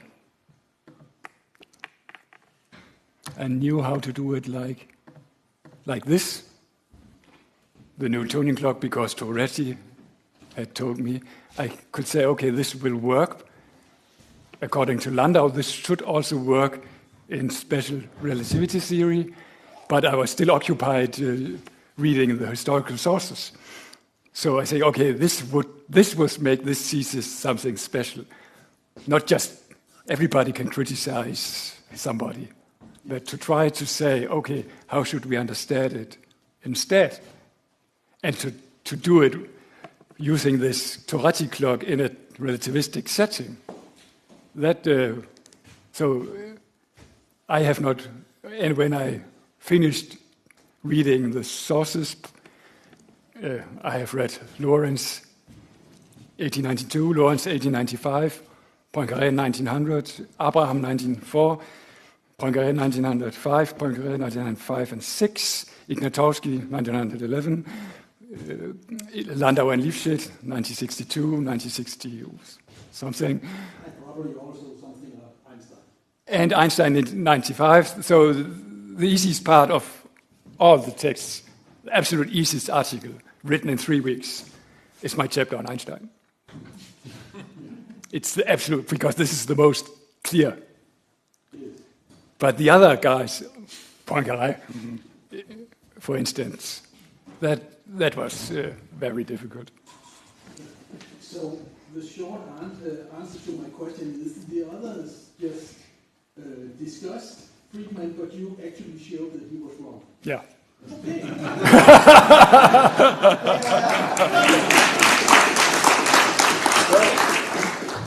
And I tried to give a positive story to it by combining Landau, Toretti, the trolley clock, Darrigol, and combine it with what I have written in the history without having preconceived ideas how history should work. Yeah. And that on 280 pages. Thank you, Klaus, for making that clear. And now, while the second opponent prepares himself to come up here and present his reading of Klaus's work, I will just remind you that, again, of the program, and then also, as a good colleague of mine said, this is a public defense, so everybody are welcome, but there are certain regulations to also this defense. For example, you are allowed to cheer in the very end, but not during the defense. You might influence the opponents and also. So, no cheering before we end. Okay, so I will take just a little while to say a few things to contextualize the contribution that Klaus has made to scholarship, the way I see it, and then I'll use that to lead into some more detailed questions that have been posed up until now about portions of the dissertation. None of these questions at all undermine the overarching quality of this contribution. And so I'm going to say my comments will be under three main themes about what this dissertation contributes. One theme is to the history of philosophy overall. A second theme is to the understanding of the relativity revolution, so what Einstein actually contributed to our understanding of the physical world. And the third thing is about methodology. So I'm going to start actually with that third thing, because I think it should not be taken lightly at all what an accomplishment this dissertation is methodologically. So we live in a world of, so as you can tell from my accent, I'm coming from the United States, and so I come with reports of, yes, it is as bad as it seems. We live in a world that's very polarized, and this is especially bad, sadly, in academia. So we see incredible polarization now between the sciences and the humanities subjects. And what this means is that people in general are not encouraged to contribute in areas that might be considered to be interdisciplinary. So it's very rare these days to see a dissertation that is knowledgeable about physics, knowledgeable about mathematics, knowledgeable about history, knowledgeable about philosophy, that brings to bear knowledge of several world languages and understanding text and so on. So this is, I think, a massive contribution methodologically that couldn't be done by many people. So I just want to say that, Klaus, I think that you should be very proud of you've done something that I think truly only a handful of people in the world could do if they even had as much dedication as you've had. Now, I think that's actually incredibly socially important, because we have to remember that the contributions to even the hardest of sciences, to mathematics, to physics, that they actually feed back into society. And of course, I don't just mean that in the American way of they feed back into society in terms of money. I mean that in the old European way of they feed back into society in terms of our self-understanding, our understanding of who we are as human beings, of what kind of world we live in, of what the whole point of our lives is. And so that it takes real interdisciplinary scholarship in order to be able to do this kind of thing. I'm sorry, I'm suddenly aware that I have no timepiece in front of me, and that's the worst thing a philosopher can ever happen to a philosopher, is not to be aware of what time it is and that time is passing. So you'll be grateful to know that I've now made myself aware of the time. Okay, so hopefully no relativistic effects will have a dramatic effect on this, so that my time will be the same as yours, to a first approximation at least. Okay, so that brings me then to talk about the history of philosophy and the contribution that Klaus has made to that overall. And I'm going to be a little bit dramatic about this, because actually I think I think philosophy is very important, and I think that this particular kind of philosophy that is incredibly knowledgeable about the details of science, is much more important than is recognized usually. So I'm going to tell a little brief story as I see it, and I can defend this story to some length, but this is the way I see it, of what happened in the 20th century in philosophy. And this is related to something that I'm no expert on. I'm supposed to be an expert in philosophy of science. I'm no expert on the history of philosophy, certainly not of the great European philosophers, but I know a little bit about what some of them said. And famously, the German philosopher Hegel said, each civilization has its great thinker, the one who sort of instantiates the thought of the people. And of course, Hegel was thinking, me and Prussia, right? The greatest society ever, and me, the greatest philosopher representing it. Now, whether you like Hegel or not, there is some truth to that. The zeitgeist, the sort of spirit of the time, often there's a mouthpiece for that. So, for example, we've already talked a little bit about Immanuel Kant and how Immanuel Kant caught sort of the spirit of a moment in history. In 20th century philosophy, for better and worse, and I don't say this with any great pride, the United States has been actually internationally dominant. This is actually quite peculiar when it comes to the history of ideas, because we have a nation that is one of the least intellectual nations that's ever had anything considered to be a developed society, being the leader globally. And so you might think, who encapsulates American thought? Is it Jeff Bezos? So even worse, I can tell you actually, so this was one of the most depressing moments of my life, is a couple years ago I went on Amazon.com. This doesn't have anything to do with Jeff Bezos per se, but I looked at philosophy of science, and they have rankings of the books. You know, what's the best-selling book? The number one bestseller in philosophy of science was a biography of Elon Musk. So you might think Hegel's idea is refuted. Societies don't have a great thinker who encapsulates their thought, because America is a counterexample. But that's actually not quite fully true, because we did have a great philosopher in the late 20th century, and I can tell you from the inside of American academics, he is the mouthpiece still today, and that's Quine, Willard Van Orman Quine. Now, Quine was an incredibly skilled writer of English prose, deceptively convincing. I still remember the experience as a student of you read a Quine paper and you can't help but think this cannot be refuted. It so clearly leads from thought to thought and to the conclusion. And Quine, even though he died quite a while ago and actually was not even very active for at least 30 years now, still the way philosophy is done in the United States is driven by Quine, and actually you can see the effects of his thought throughout culture in many ways. So in some ways, of course, he reflected our culture in the United States, but he also has a great influence on that, including in the sciences. So as we all know, and this is also not said with any judgment, in general, the typical practicing scientist does not have a clear articulation of their philosophical views. Not such a bad thing. It's like asking a soldier at the front lines of battle, what's your philosophy of war?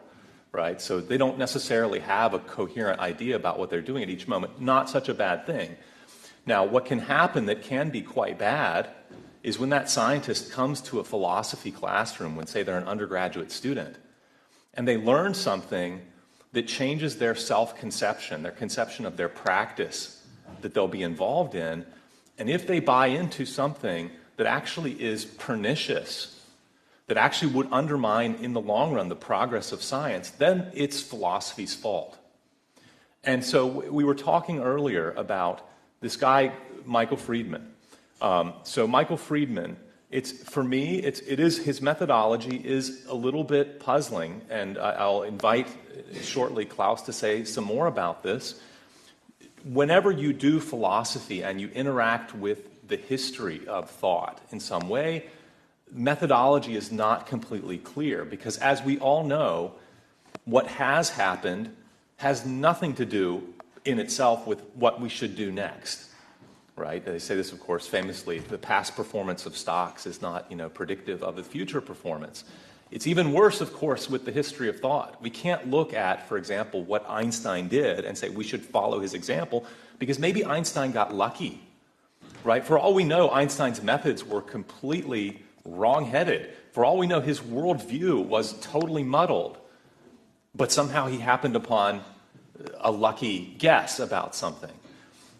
Okay, so Michael Friedman, he thinks in some sense we should be doing epistemology, the understanding of what knowledge is, by somehow looking to the past.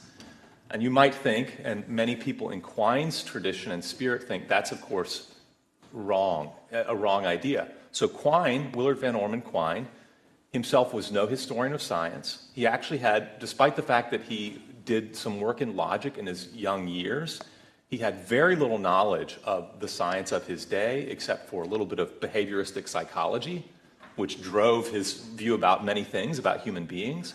So Quine, when he presents his views about what it means to be a human thinker, there's no direct pretense of I'm trying to be faithful to the way that people have thought historically. Instead, there's a description of this is just how it is. Okay, so Michael Friedman comes along, and Michael Friedman says, the way Quine describes the thinker, the human, doesn't match many of the great scientists we know, most particularly people like Poincaré, Einstein, and so on. Okay, so now let me come back. I was saying to the contribution to the history of philosophy. So, I hope that I've said things already that indicate that I have great respect for the philosopher Willard Van Orman Quine, but I actually think his views are disastrous for science. And this actually is because what Quine did essentially is Quine tried his best, without sort of consciously thinking this, to completely undo all the way back to before Immanuel Kant. Okay, so as we know from the history of philosophy, now I have to paint in broad brushstrokes, and we have historians of philosophy in the audience who will be more than welcome, I think. And are we allowed to discuss with the audience later? But in any case, I'm not a historian of philosophy, but there are two extreme positions that have been popular in the history of science, or history of philosophy. There's rationalism, which I'll say a couple more words about in a minute, that in some ways Darrigol's views are moving back in that direction a bit. So the idea that the rationalist physicist is one who tries to deduce principles of nature from thought. So the rationalist is not the one who rushes out to do an experiment to see how things are in the world. The rationalist says, I have a clear and distinct perception that such and such must be the case. So famous examples of this in physics, there is no perpetual motion machine. Now that's something that, of course, nobody knows empirically, right? It's not that we've done many tests and nothing we tried to do as a perpetual motion machine has worked, and so therefore we've just finally given up. It's actually, we think in principle the idea isn't coherent. There's actually many examples like that in the history of physics, of things that people are saying, this just doesn't make sense, so therefore there has to be a certain way things are in nature.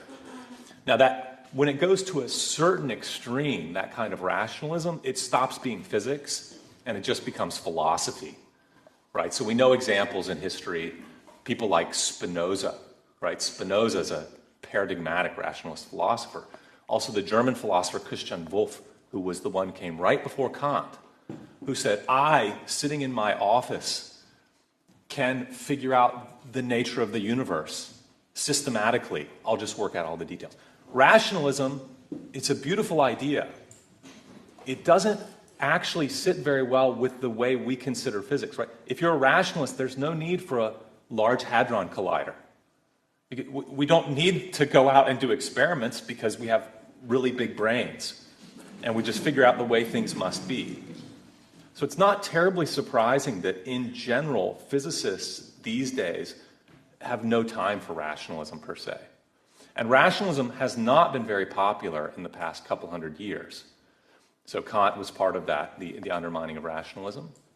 Kant himself, it's a long story, but of course Kant said we have to validate Newtonian physics, and that is physics that is based also on experiment. Kant was also influenced by the British empiricist tradition. Now, the British empiricist tradition is the other extreme. And I'm going to caricature it a little bit because actually it irritates me a little bit because I have many colleagues who think this is just sort of obviously the way things are. And actually Quine is an example of this. So here's the extreme case of this. We've all heard the famous John Locke statement, the human brain is tabula rasa, blank slate. So here's the picture. What the physicist does is the physicist comes with no preconceptions at all. She opens her eyes, there's a bunch of data, and then she comes up with the best explanation of that data. That's what science is like, according to the extreme empiricist. And it sounds wonderful, right? So rational. No preconceptions. Gather data, so good. Diligent, gathering data. And then you just try to explain it as best you can. And also, by the way, usually in the story of this empiricism, there's just a unique best explanation. You have no choice about it, so you're just forced by the data. And that's the way things are. Okay, Kant's view, again, a bit of a caricature, but Kant's view is an attempt in one sense to synthesize these two, but also to have the best of both and not to have the bad extremes of both. So what Kant said famously, again, this is the cartoon version, Kant said, when we come to the data, we come with some necessary presuppositions. Otherwise, said Kant, we would never get anywhere. So the famous example Kant had is he said, if you came to the phenomena and you had no concept of space, you wouldn't be able to derive the concept of space from the phenomena you experience. And he has detailed arguments for this, which scholars for hundreds of years have disagreed about whether they're good or bad. But Kant said, you have to come with a concept in order to make progress. You can't come with the Lockean blank slate. Now, Kant goes on further, and this is stuff I don't know very much about. So at first, the sort of early Kant, well, there's several stages of Kant. The earliest Kant is a rationalist. Then there's the critical Kant, who says no physics, no empirical knowledge without background synthetic a priori. So in other words, these a priori principles by which we do physics. Then the later Kant actually looks like he's going maybe a little bit rationalist again because he starts to beef up those a priori principles so that they start to include things like Newton's laws. It's starting to get a little bit heavy in the synthetic a priori we bring to physics. Okay, so now back to the 20th century very, very briefly. So what happens in the 20th century? It's of course a long story, and actually many of my philosophy colleagues are surprised to hear this because they don't know enough science. They're surprised to hear that what happened to logical positivism, and logical positivism, which was born in Vienna and Berlin and a little bit in Copenhagen, logical positivism is actually the grandfather of the philosophy that dominates the English-speaking world now because of Quine. So the logical positivists in the earliest days were often physicists and philosophers, mathematicians and philosophers. And what these logical positivists, in the earliest days, they were often kind of neo-Kantian. But they knew of a couple things that were problematic. They knew already of non-Euclidean geometry from its discovery in the 19th century. In the very first days, in the early days, it was not clear what this meant for the Kantian view, although there were people like Helmholtz who were thinking about this already. But along comes Einstein, first with special relativity, then with general relativity. And for philosophers who were scientifically aware, this was the death knell for the Kantian a priori. So we heard already that Reichenbach is the sort of the key figure here because Reichenbach was the one who himself underwent the conversion from neo-Kantian. So that's where neo-Kantian, where the principles still are a priori. So if you imagine, think of the very young Reichenbach in high school reading his Immanuel Kant, thinking there's a priori knowledge. Then he learns relativity theory, and he thinks, well, now we have a priori knowledge, but it's changed, and it's sort of this more flexible thing, and he writes a couple early books on this. Then slightly older Reichenbach says, sorry, that thing is not really a priori, it's a convention. That thing, things like the nature of space. So the nature of space is actually just a convention. Okay, so the evolution goes from Kant, neo-Kantian that tries to somehow still have the Kantian stuff, but is flexible enough to accommodate the new science. Logical positivism, we still have background framework, but the background framework is freely adopted. So there's logical positivists, and actually many of them tip their hats to Poincaré. They said we get this idea of conventionalism from Poincaré. So circa 1930, 1935, there's somewhat of a consensus that we've fixed the old mystical Kantian synthetic a priori, which sort of didn't feel very scientific, but we have what it did for science, namely it gave us in science background principles. We just know that those background principles are conventions. So it's analytic truth that is truth by definition. So if you ask at one stage Poincaré and say, how do we know that if you sum the internal angles of a triangle it will be 180 degrees? And Poincaré would say, that's what we mean by triangle. We adopted a definition of geometry such that triangles have that property. So it's no surprise that whenever we measure the internal angles of a triangle, we get 180 degrees. Now, Poincaré was a smart guy. He knew about non-Euclidean geometry, and what Poincaré said is, in some sense, there's no truth about whether the world is Euclidean or non-Euclidean. We can redefine, if you measure something and its internal angles don't add to 180 degrees, it's just not a triangle, says Poincaré. Okay, so circa 1935. Now, of course, Europe had much worse problems than philosophical disputes at that time. Strangely enough, ironically enough, the United States at that time, things were actually pretty good. I mean, minus the stock market collapse that had recently happened. But here comes this young philosopher, Willard Van Orman Quine, fresh out of Harvard, and he goes over and hangs out with the logical positivists, and he's really slick. And he's like, I'm going to one-up you guys. I'm going to make your view even better. I'm going to make positivism great again. And so what he says is, actually, you thought there was this neat division between convention and then empirical knowledge. So in other words, the background framework that's adopted by definition, then the facts that we observe. And Quine said, I don't see where that line is, and in fact, nobody can make coherent sense of it, so there is no such line. And if you read early Quine, you read the famous Two Dogmas of Empiricism, it sounds, who could not be convinced by this? So slick, nobody can resist the argument. But what's the upshot? And Claus mentioned before an upshot that you apparently saw.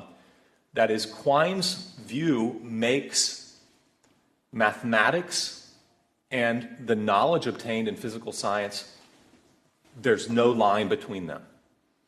So if we take the contributions of a physicist and we say, what did such and such physicist discover when they did an experiment and they tested some things and whatever, what did they confirm? What did they gain knowledge of? And Quine would said, everything equally that their theory claims. Okay, what does their theory claim? Quine said, among other things, that 2 + 2 = 4. So they actually, in the Large Hadron Collider, they actually confirmed that 2 + 2 = 4. And they actually also confirmed that sets exist, because set theory is what underlies modern mathematics. So that's actually what they were confirming, was that sets exist. And you might think that's just weird. And maybe just weird is okay for philosophers, but and the good thing is physicists don't listen that much to philosophers. So physicists weren't actually sitting there thinking, I'm confirming 2 + 2 = 4. But the philosophers back in the philosophy seminar rooms were saying that's what they're doing. They don't know better, but that's what they're doing. And then actually philosophers start writing books about this. So that actually in the 1970s and 1980s, there are whole books about how we don't, so philosophers also are very anxious about Platonism. They don't actually, philosophers want to be naturalists, they don't want to believe in ghosts or mathematical objects, because where is the number 2? So philosophers now have a problem. They need to show that despite the fact that Quine is right about we're just confirming that 2 + 2 = 4, maybe we need a new theory that doesn't claim 2 + 2 = 4. So there's a famous book in the United States written by a philosophy professor whose salary is higher than any professors in Europe. I promise. I know what it is. His book is called Science Without Numbers.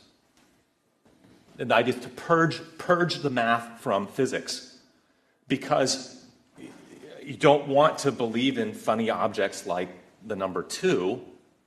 You want to believe in things like tables and stars and so on, but the number 2 is suspicious. So what do? You have to rebuild your theories of physics. And trust me, it can be, if you get in the right spirit, it can be a comic exercise. You can imagine what it would be like to do physics without ever using math. But that becomes the goal if you buy Quine's metaphilosophy. Okay, so I could go on about this, but I think you get the point. Quine is a great philosopher.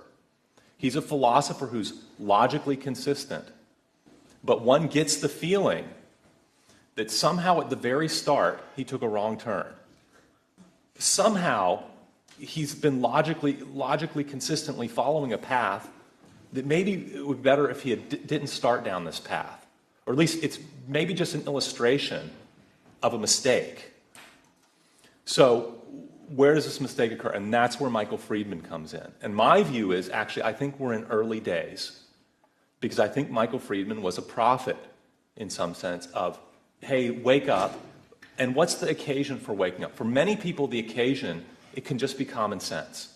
So I promise you, there are people in the world, and maybe some of you are here, you tell them Quine's view, and they may not be scientists, and they'll just go, ha, ha, ha, boy, that's stupid, right? So I don't need to be convinced. I know he made a wrong turn because I know the conclusions are not right.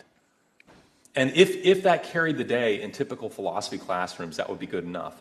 But it took Michael Friedman to say, wait, actually, 99% of science is not like that, right? Something else is going on, because the physicist who you can trust to a great degree that they know what they're doing, for the typical physicist, and I'm now taking some liberties in reporting Michael Friedman's views, sort of the casual version of Michael Friedman, is the physicist is taking some liberties to decide that some things are on the table for confirmation or disconfirmation, while other things are not. So they just don't accept the Quinean view that everything is on the table at once. Quine calls this the web of belief. So everything is on the table at once. There's no way to distinguish between things that are being held fixed, so like your a priori background knowledge, and things being tested. So Friedman says, no, let's actually look at what has happened in the history of science. Now, this book, The Dynamics of Reason, the focus is primarily on relativity, because relativity was the problem case. So the relativity was what looked like it undercuts, it takes away the Kantian a priori. But actually, Friedman has done other work, and some of his students have done other work on other episodes in the history of science, and we've heard a bit about how he goes back, and there's this discussion of Newton, and so the idea of, so the way that the physicists are working here, again, there's some things that are not exactly on the table for discussion, they're just assume that this is kind of the definition of these things, otherwise we don't know what we're talking about. Okay, so that was my trajectory, the history of 20th century philosophy. Friedman, I said, was a bit of a prophet. I think he offers a very important corrective to what Quine said. I think he offers a corrective that methodologically is much more healthy for the interaction between philosophy and the sciences.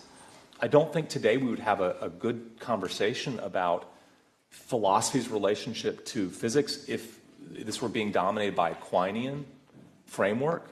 So the Friedman is pushing us back toward a methodology where to talk about issues in philosophy, we need to be faithful to the record of what happens in physics. Now, I'm setting aside again here, I don't know what to say about, what kind of methodology is this. Claus was being very humble earlier, saying, like, I don't really feel like I'm necessarily arriving at a final philosophical position or something like that, but I think nonetheless this is exactly what needs to be happen. We all have implicit views of what's happened in history that inform our philosophical views, and they better be harmonious with each other. And I just think the Quinean view is just not harmonious with the historical record. Now, what Claus has done, so this was an occasion for a little bit of a chuckle before, but I think it's also deadly serious. It's deadly serious that more people are not engaging with what Friedman said. Sadly, what's happened is Friedman, in many ways, is a defector from the analytic philosophy tradition. Now, it's interesting, he defected late enough in life so that he still has the clarity of an analytic philosopher, but he also has too much knowledge of history and of science to count as a really sort of proper analytic philosopher. So it's a little bit, he's fallen, I guess as you say here in Denmark, between the stools a little bit, and so it's really a big contribution that Claus has made by engaging critically with Friedman. Now, this leads to one question which I have my one other thing to say about special relativity before I pose some specific questions. But I think a question that hopefully I can ask Claus to address later is what does he think we ought to do next with this? Because I think the upshot is not, it might have sounded like to many of you, the upshot of this is Friedman is knocked down, right? So Friedman, but I actually don't think that is the upshot. I think Friedman is, and I think Claus indicated this, Friedman was very receptive of this kind of criticism. I think the idea is there needs to be some adjustments made in the Friedman view. We're not going back to Quine. We're not saying Friedman is wrong, therefore there's nothing like constitutive or comprehensibility principles.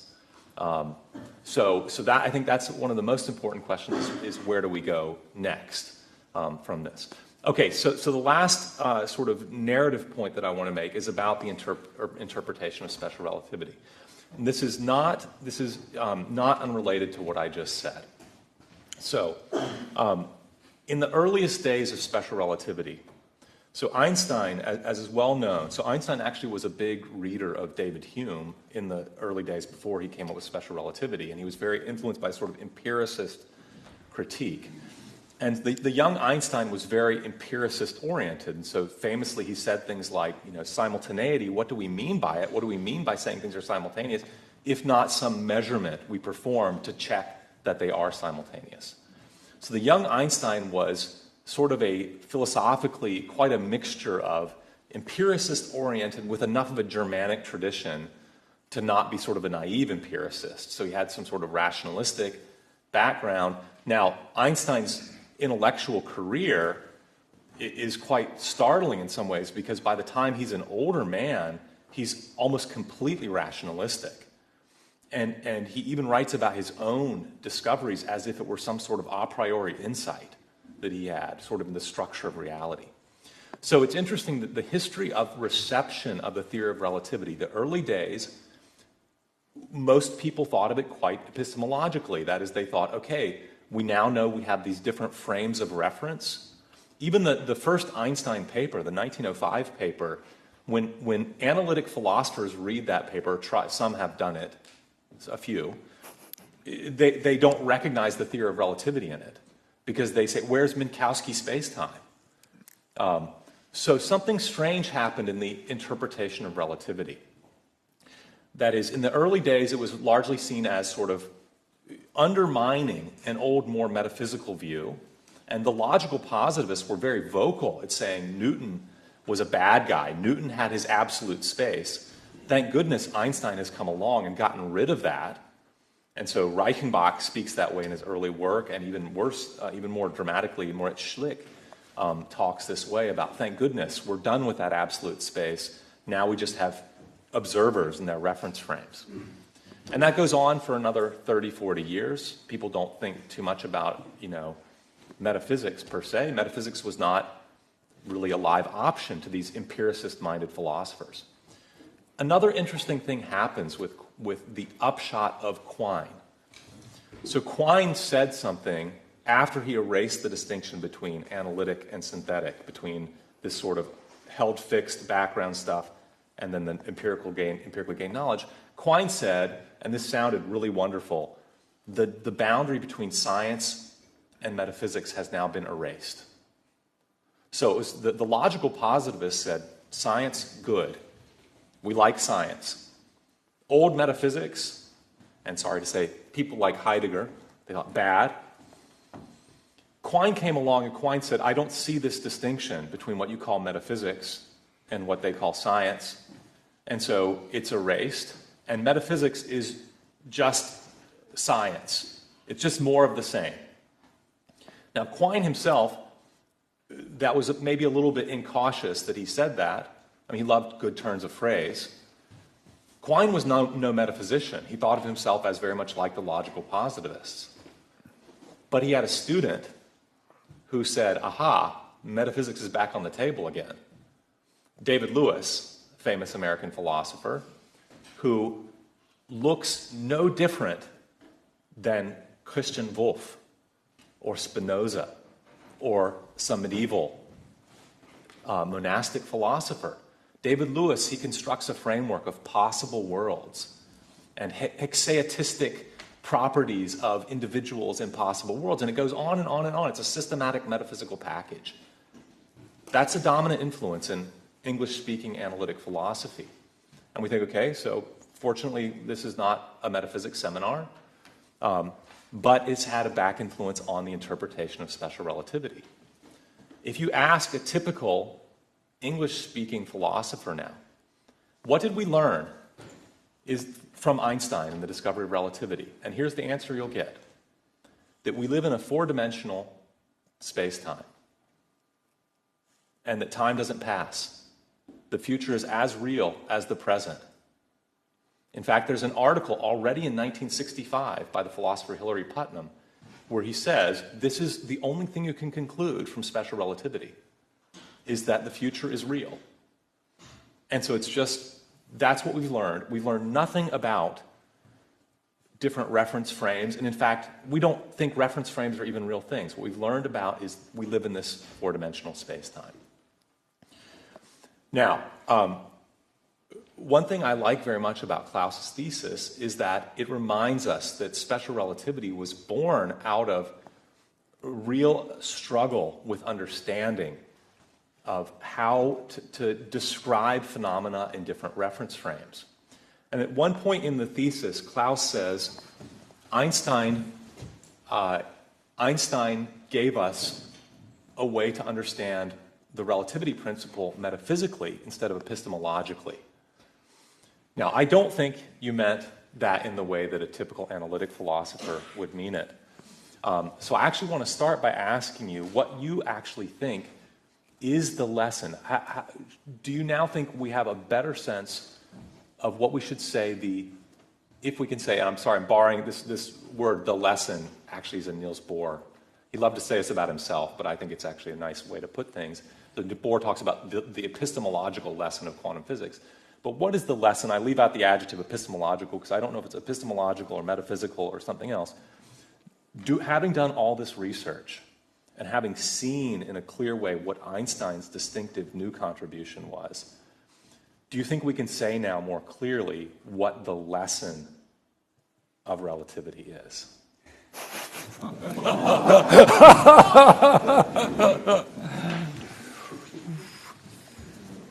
What is the lesson? And it doesn't need to be a big glorious thing. It can be lessons. Lessons, like what are some of the new insights? And I mean, imagine we're your physics students, right? So what do you think we come away with now we see this in a new way? What I tried to show, and that's the reason why I have this quite late analysis of the what do you call it? Tvillinge paradox. Twin paradox. Twin paradox is what I gained doing this work was that it's a point from Darrigol that in the history of at least this particular science, the idea that this holism exists is not true. If I thought Friedman had no merits, I wouldn't have used 20 of my summer holidays. If I thought he was some strange guy who hadn't read stuff clearly enough, I would not have used all my holidays for 20 years. So, of course, I think he's a very important figure. And in this sense, it does make my heart cry, but it wasn't because I wanted to show that he didn't read his sources good enough in some way. But I think, this idea of what I liked about him is also that he tried, actually, in the early days, he wrote this book, Parting of the Ways. He thought that we should go back to Cassirer, because at this conference in 2029, Davos, in Switzerland, it was like there was one philosopher who still was engaged with all not all tradition, but those common traditions in philosophy at the time, and who had read the sources, and that was Cassirer, and Carnap was also at this conference, or what you call it, in the audience, and Cassirer was there himself, and Husserl was there. So the idea is exactly to show what went wrong in some way, and it seems like he thought he needed this one unified frame to make sense of that. So in the way that he thought his methodology should be spread out some way. The reason why he also, which I haven't talked about much, he meant that philosophy should still have a role as this kind of first philosophy.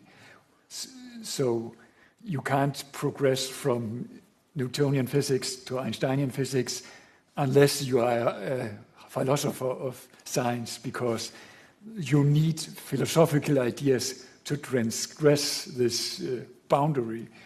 So, but in my view, he is too much Kuhnian at that point. He thinks too much in paradigms, which can be troublesome, because then we get this problem that people think that I don't need to listen to you because you're just a physicist, or that people don't take science serious. And the real problem is, which I haven't discussed in my thesis, but that's the reason why relativity is so important. If philosophers and historians of science can't agree on relativity theory, why should anybody believe that we should believe in science across the board? Of course, we have to be skeptical at some points. But so that also has been my driving force to show that the progression of science in this particular history is rational. It could have been otherwise if it hadn't been Einstein or Poincaré or who knows. But there was a direction. There was not everything goes, or we can't agree, and that's the reason why Poincaré is, for me, much more important than Einstein, because Poincaré had this idea that he could just stick to his absolute time, and he died in 1912. Another thing I didn't write in my thesis is that he even wrote that he could kill the ether, but he didn't want to. Like being a little bit of cocky. But there is actually a role in Poincaré's thought that necessitates the ether, because if he hasn't, if there is no ether, then he can't distinguish between the law of relativity and the principle of relativity. Okay. So the ether actually fixes this hole in his philosophy of geometry. Can you elaborate on that a little bit? The distinction between... Yes, so Poincaré thought that actually every theory should be general covariant, I think. Yeah. But that should mean that rotation is not allowed to be absolute. Because if rotation is absolute, then space is not homogeneous. Okay. But Newton showed that rotation is absolute. Yeah. And that was the biggest problem for Poincaré. Yeah. Because his Newtonianism isn't, rotation is absolute. But then comes along this ether. So rotation isn't absolute. Okay. Relative to space itself, it's absolute to the ether. To the ether. Yeah. So, fixed problem. Okay. Done. Okay. So that's, I think, the reason why he stick to the ether. But he made it like, I don't want to progress to time dilation. And he didn't live long enough. Okay. But the problem is exactly we need to, of course, it could be that science, of course, different frameworks can live on and contribute and be fruitful. It's not what I'm saying. But there's a reason why physicists are so fixed on this theory of everything, because it's kind of strange. If you make experiments in the world, there's only one thing that happens. But so quantum, of course, there's this in quantum theory. You have that the measurement itself can influence, but it's not. There's only one outcome. Yeah. And you can explain what the difference was, but the problem is it should be that you have different theories, but it's kind of strange that you can't apply them to one unified theory of space and time, for instance. I don't know enough about what do we call that, physics today. I don't. Yeah. But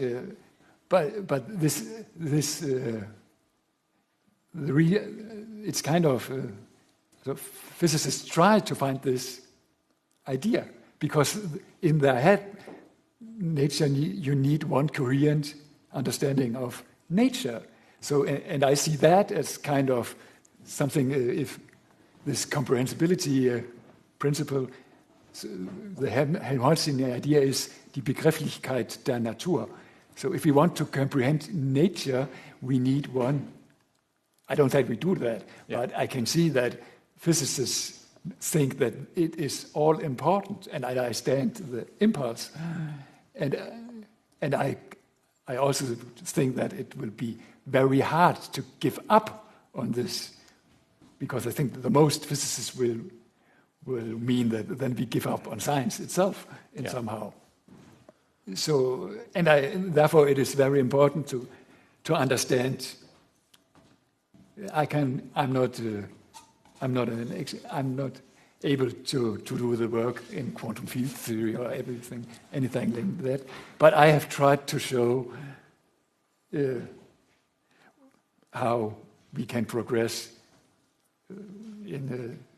from electrodynamics to special relativity theory, and we can kill Poincaré on our way. And I have not read the 1905 paper. It took me 3 weeks to write about it, and I've never thought about Einstein again, because he wasn't a problem in Friedman's way of utilizing Poincaré. And I don't know enough about his empiricist ideas. And I only know that something is going on, and he switches, and I don't know whether I've represented him well either. So, yeah. Can I ask you to tell us a little bit more about, I'm ashamed to say I don't know my comprehensibility principles as well as I should. It seems I don't know them either. No, I don't mean my personal ones, I mean the concept. Yeah. The concept.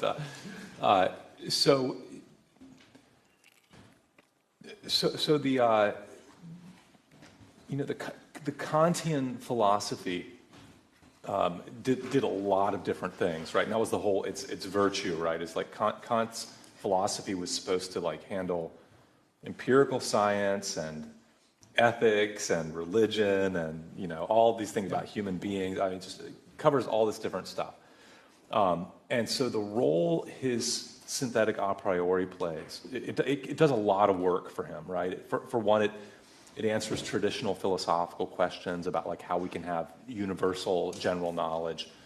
But then it plays this role of sort of, again, this sort of like intelligibility principles for science, which I must admit, I know a little bit of Kant, and it's quite intriguing if sort of hard to explain. Like, when students ask, you say like, oh, it's presupposition that we bring to science or something like that.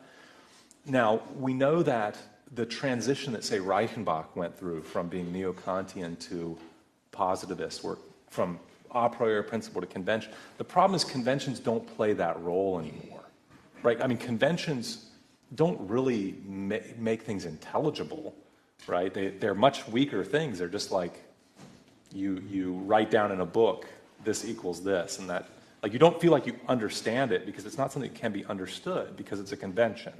Right? Convention means precisely, it doesn't result from understanding, it results from stipulating something. Okay, what I wanted to ask you was, my feeling was comprehensibility principles actually go in the opposite direction. They feel to me like they go back down more towards the traditional a priori. Right? It's like, I can't imagine a world that doesn't have certain things this way. Is that your reading of comprehension? No, actually not, because I think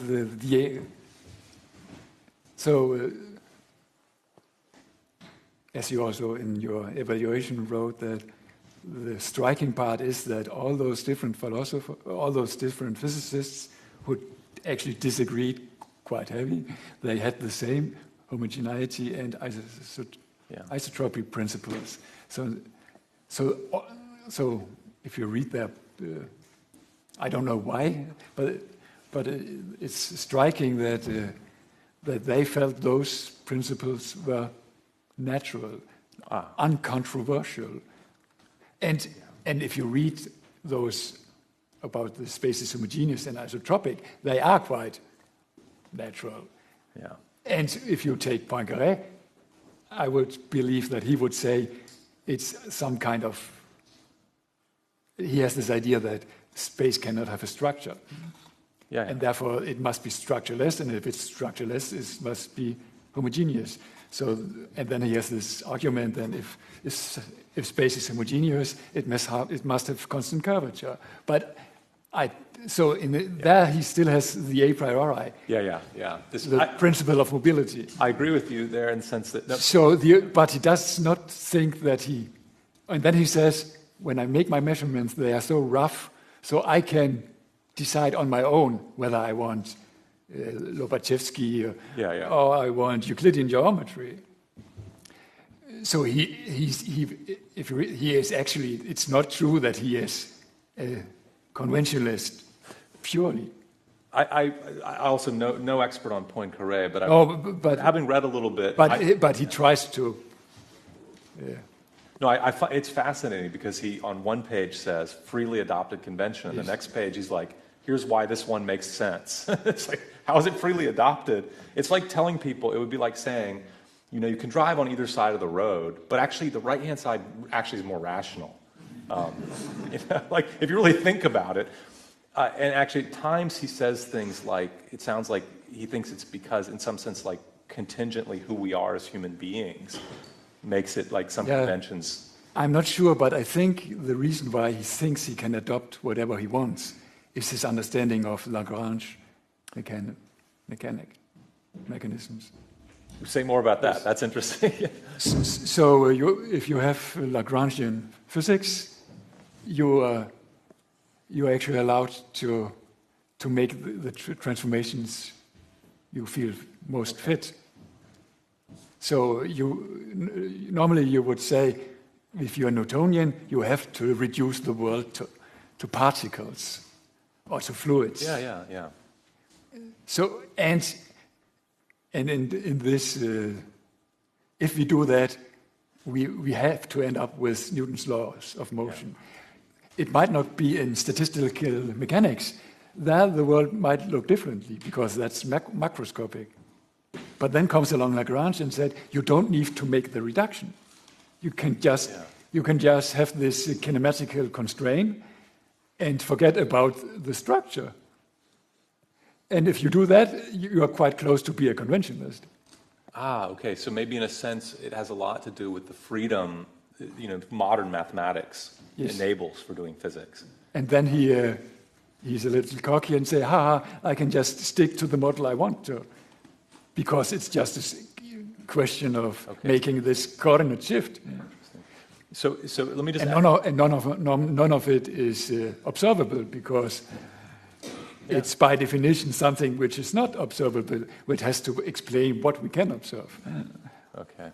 So I think this may be tangentially related to that. I'm curious. So I notice you make heavy use in the thesis of, I should say, you point out that Poincaré makes heavy use of the principle of least action.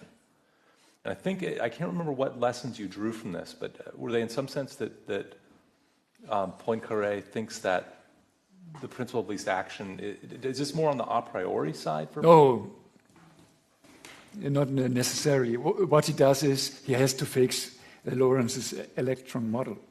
And the easiest way is, if you take a Lagrangian, if you take one Lagrangian, you can add another one. So if you know that the first Lagrangian, it satisfies your principles, your symmetries, then you just, but it isn't, the electron is not stable.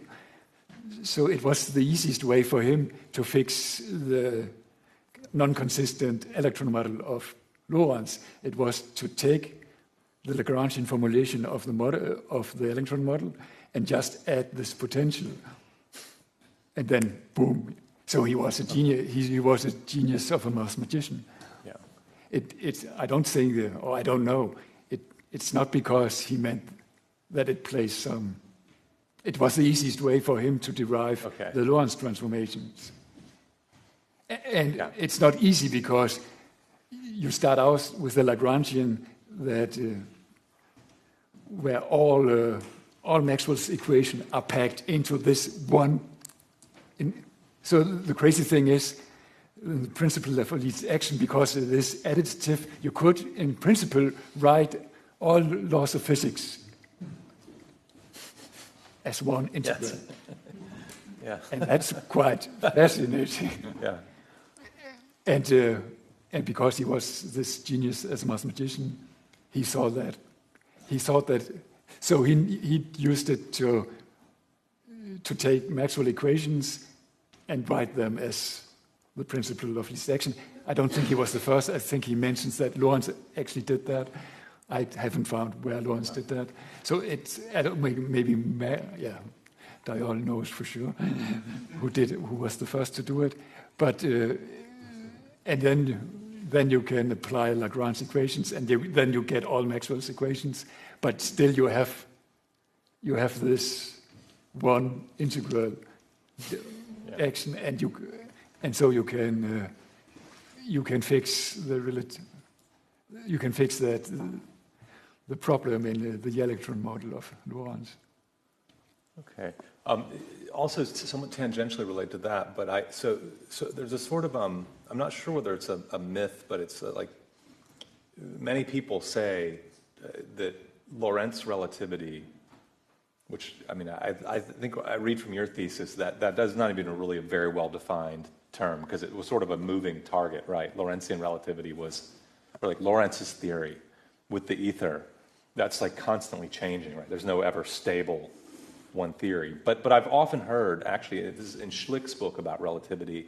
Schlick says relativity with ether is empirically equivalent to relativity, Einstein's relativity. So he says empirically equivalent. There's no measurement that will detect one as Yes, but then you have to accept that it's the ether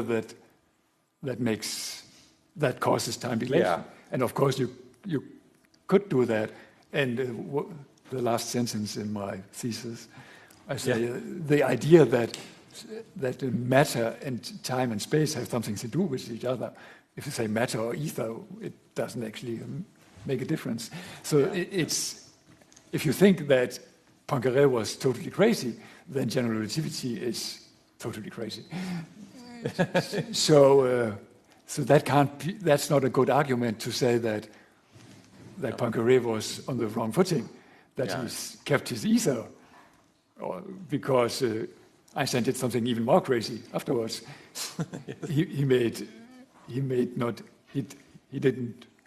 His theory of relativity. Poincaré tried to make a theory of gravity,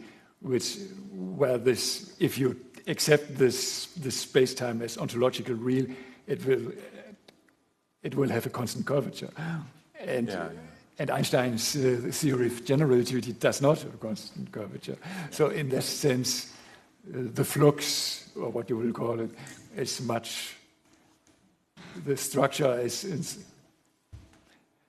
less in general relativity, unless you say that. But you have your matter. You have your matter. That's something. You have this.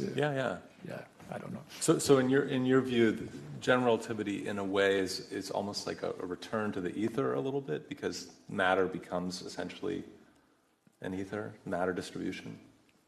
Yeah, it could at least look that way. I haven't read general relativity at all. That's what Einstein said himself. At some point he said, you are returning to the ether because the space-time has some kind of physical reality.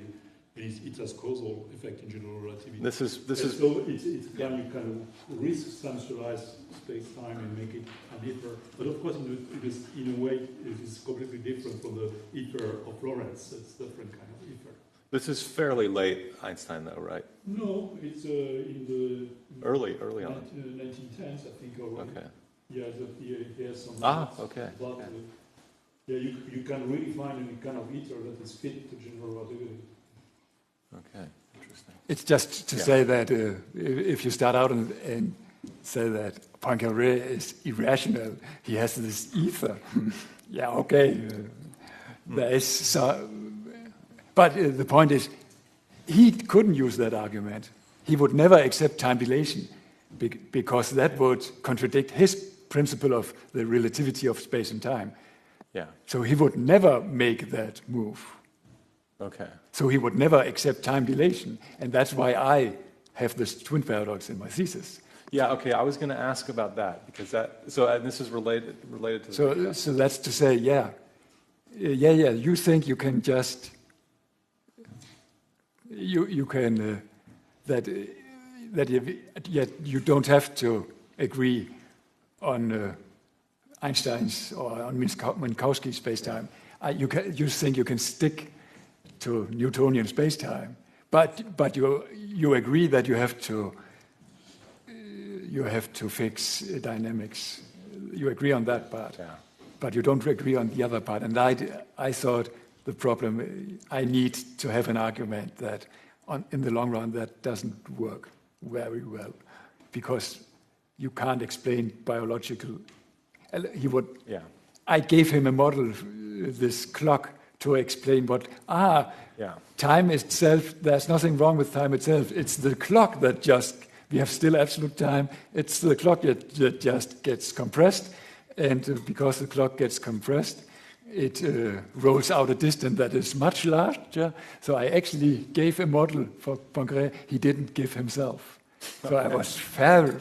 I was really a good guy. But then I tried to give him the knife with the twin paradox.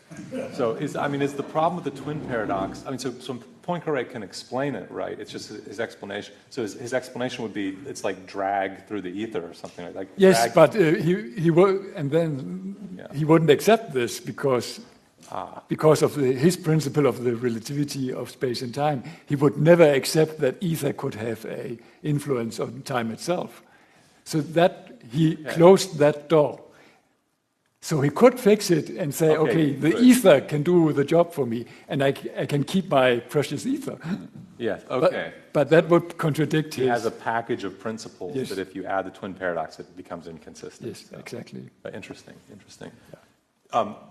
Along the lines of comprehensibility principles, so this is now, I'm just going to be honest of the sort of, maybe you're ignorant too, and we can, in good philosophical spirit, share ignorance on this. But homogeneity and isotropy as either constitutive principles or comprehensibility principles. So what do we do about the fact, or what do we do about the fact that we no longer believe those are true? So, I mean, we don't think space is homogeneous on the whole because we think that the space-time is affected by matter distribution. And so, like, I mean, well, first of all, look, even right around me, it's not homogeneous, right? Like, I mean, yes, space itself feels homogeneous to us, but the fact is, we have lots of models of general relativity where it's not. So what does that say about it being a comprehensibility principle? In my view, it's just saying that if you want to build a theory, you have to make assumptions. Okay. You can't do it out of the blue. Yeah. So I mean, my sense is. But that doesn't mean that they are empirical. Darrigol writes that someplace. It's a moderate rationalism. It's not. I believe for Poincaré it was a matter of principle. Yeah. From his geometry, space can't be. Yeah, and so that's one reason he wouldn't have accepted general relativity, right? So. But in the way I understand those principles, it's just we take some very natural assumptions about the world that have, but if we accept them, you can actually, at least if you allow the principle of least action, you can derive a structure that has quite some structure. And you have to accept it, and that's the way. So the problem with how do philosophers of science normally do their work? Yeah. They take fixed theories, but the problem is not to understand fixed theories. The problem is to understand how we got there. Yeah. So and that's also one of my problems with reading the source material. With Friedman, you take something, it's already there, the whole theory. Now I have to explain how I come from Newton to Einstein, but I don't have to explain how Einstein got there in the first place. So I tried also with those principles to address how did we even get there, and why did it make sense for those people who did it. Would you be willing to say that? It's not, I think they are a priori and we should stick to them, but we should stick to their conclusions. Yeah. If we accept. Yeah. But we are allowed to drop the premises. And we have to drop the premises in revolutionary times in history of physics. So it's more, for me, this a priori is more in the future than looking back. Yeah, so I mean, and that's also, that's one good point of Friedman is to say that we don't need to understand, it's easy to understand the history of physics in a retrospective way. What we need is a prospective way. Why was it rational for people who did Newtonian physics to accept Einstein? And I agree on that part, but I just think that this idea of comprehensibility principle makes more sense, because then you don't get the problem of paradigms. how does it? Is that just because comprehensibility principles, we don't need to ensure uniqueness? Or why is it that we don't get a problem with paradigms? Oh, of course, we could get problems. But it's just to say that if you are Friedman or Kuhn, you have this, okay, I have the Newtonian paradigm, and I have special relativistic paradigm, and they can't, when the one says mass, the other doesn't understand him, because mass, in the one frame, it's constant, and it's only imaginable to be constant. And okay, Einstein can, from his point of view, he understands in the limit why it can be constant. But a good point from Friedman is that doesn't explain why the Newtonian should shift. But my problem with Friedman is he actually writes there was no reason to. You have this classical theory. Lorentz and Poincaré gave you the classical theory, which was, whatever you mean by that, empirically equivalent with Einstein's electrodynamics. So why on earth should they make this crazy shift and say that time is not absolute? Yeah, so my sense is that Friedman, this is more sort of anecdotal. I mean, Michael Friedman was a very important figure in some ways. I said he fell between the stools, but in other ways, and he has a small group of fans, right, who sort of know what he's been doing, know what had been doing. And the rumor was that Michael Friedman became more and more Hegelian over time, so that he wanted progression of paradigms to be sort of this like Hegelian rational sequence of history. Do you think that comprehensibility principle? Because look, I think anyone who's practiced any science knows that's really not the way things work out. Like you actually have to make choices in science, right? You have to non-trivial choices, right, about which experiments you're going to do and when to accept a theory and so on. Do you think comprehensibility principles are more faithful to that sort of openness of scientific development? Yes. Yeah, I think. Also because they are not those a priori, those principles that come out of the blue. Yeah. I've tried a little bit to look into the history of the principle of least action. But it's more to say that if you hear the principle of least action for the first time, you think, okay, should that be natural? But if you read Langshot, I don't know how to pronounce his name, but then you see, okay, it comes out of the work principle. So if you look at the history of this principle, then you can see that, okay, it wasn't that strange an idea to start with, and therefore it ended up being non-controversial for most physicists. Yeah. And if you will understand why they don't think this idea is controversial, there maybe philosophers and historians can contribute to explain. Okay, we ended with this crazy idea of how the world is physically, Large Hadron Collider, whatever. Yeah. How on earth did we get there in a way that makes sense? It doesn't need to make sense in terms of comprehensibility principles. Yeah. So it seems in principle, someone could just say, "Whoa, I have a good idea." Boom! I write down all Maxwell's equations. Yeah. And if the world behaves like that, what's not to like? And that makes historian and philosophers of physics obsolete in some way. If you look at how it really worked, it wasn't that way. So we do not run out of work. But in principle, it could happen, like a human billiard ball could turn into cheese or whatever. I like to think that the philosopher of science is actually just like saying out loud what happens in their head when they're doing science, right? Because so the thing is, unless someone has pretty radical views, scientists are conscious, they deliberate, they make choices, they have freedom, and we all find ourselves in these situations day to day, not necessarily in scientific practice, and so we're just as philosophers reflecting on, and I don't think we normally think in everyday life that every situation I face there's a unique rational choice, but we also think they're often bad choices. There are often less optimal choices and more optimal choices, and so we think, we should probably talk about science that way.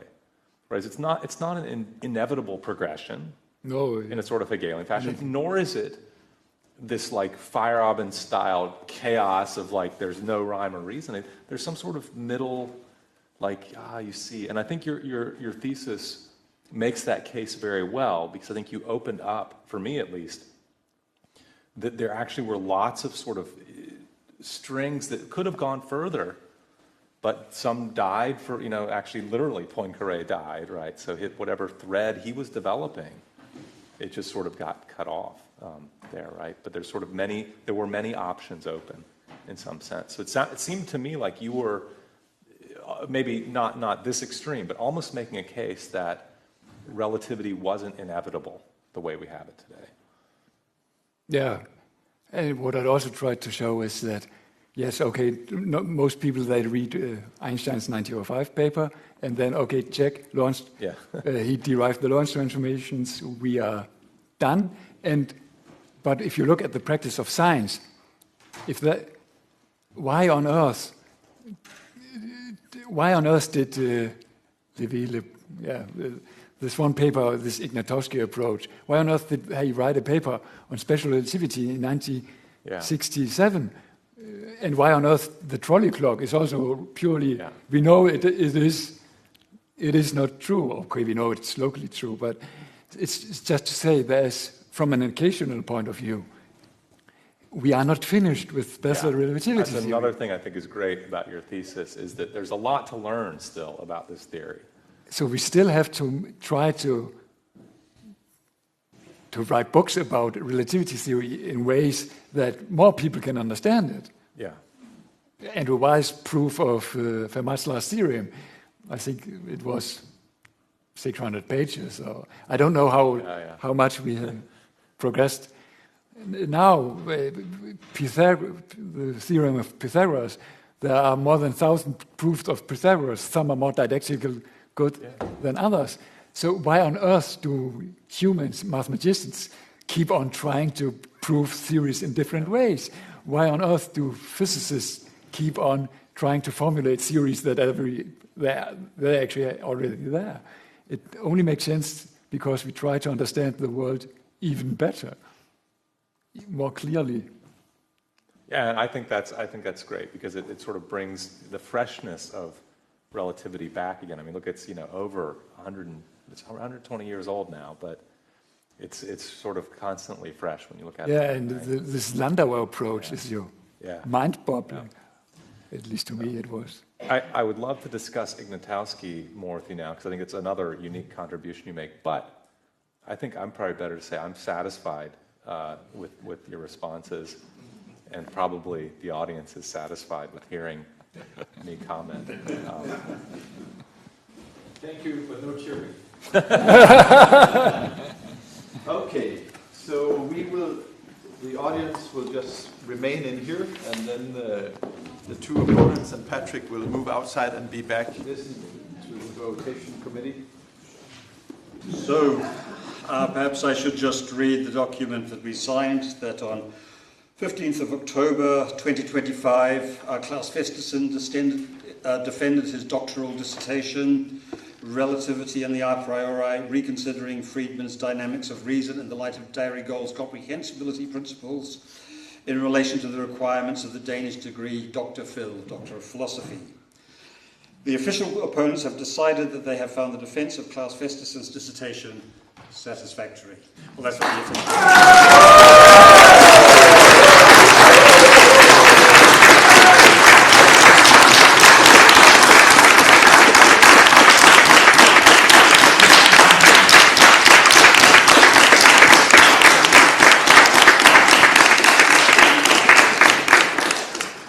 Congratulations. Congratulations. Congratulations. thank you for your nice questions. And then I think if you want to say a word back, Claus, or you might want to do later, otherwise we'll just proceed to the reception. But if there's something you want to add, or... Yeah, I want to thank the audience to be here. It has been quite a crazy project. It wasn't supposed to last 20 years. And I know, of course, that some people have thought, what on earth is he doing? The strange part is, and that's actually true, I haven't thought that myself quite often. Because it wasn't meant, it was, if I just take one summer more, then I can add this Poincaré article into my thesis. And I found this Landau thing that can expand. So it's not just a historical critique of Friedman, but also what do we do, how should we understand the progress? But it's nice that so many people are here so that maybe get a feeling of that that what I have tried to achieve might also contribute not only to the history of special relativity, but make sense in a broader framework. And of course,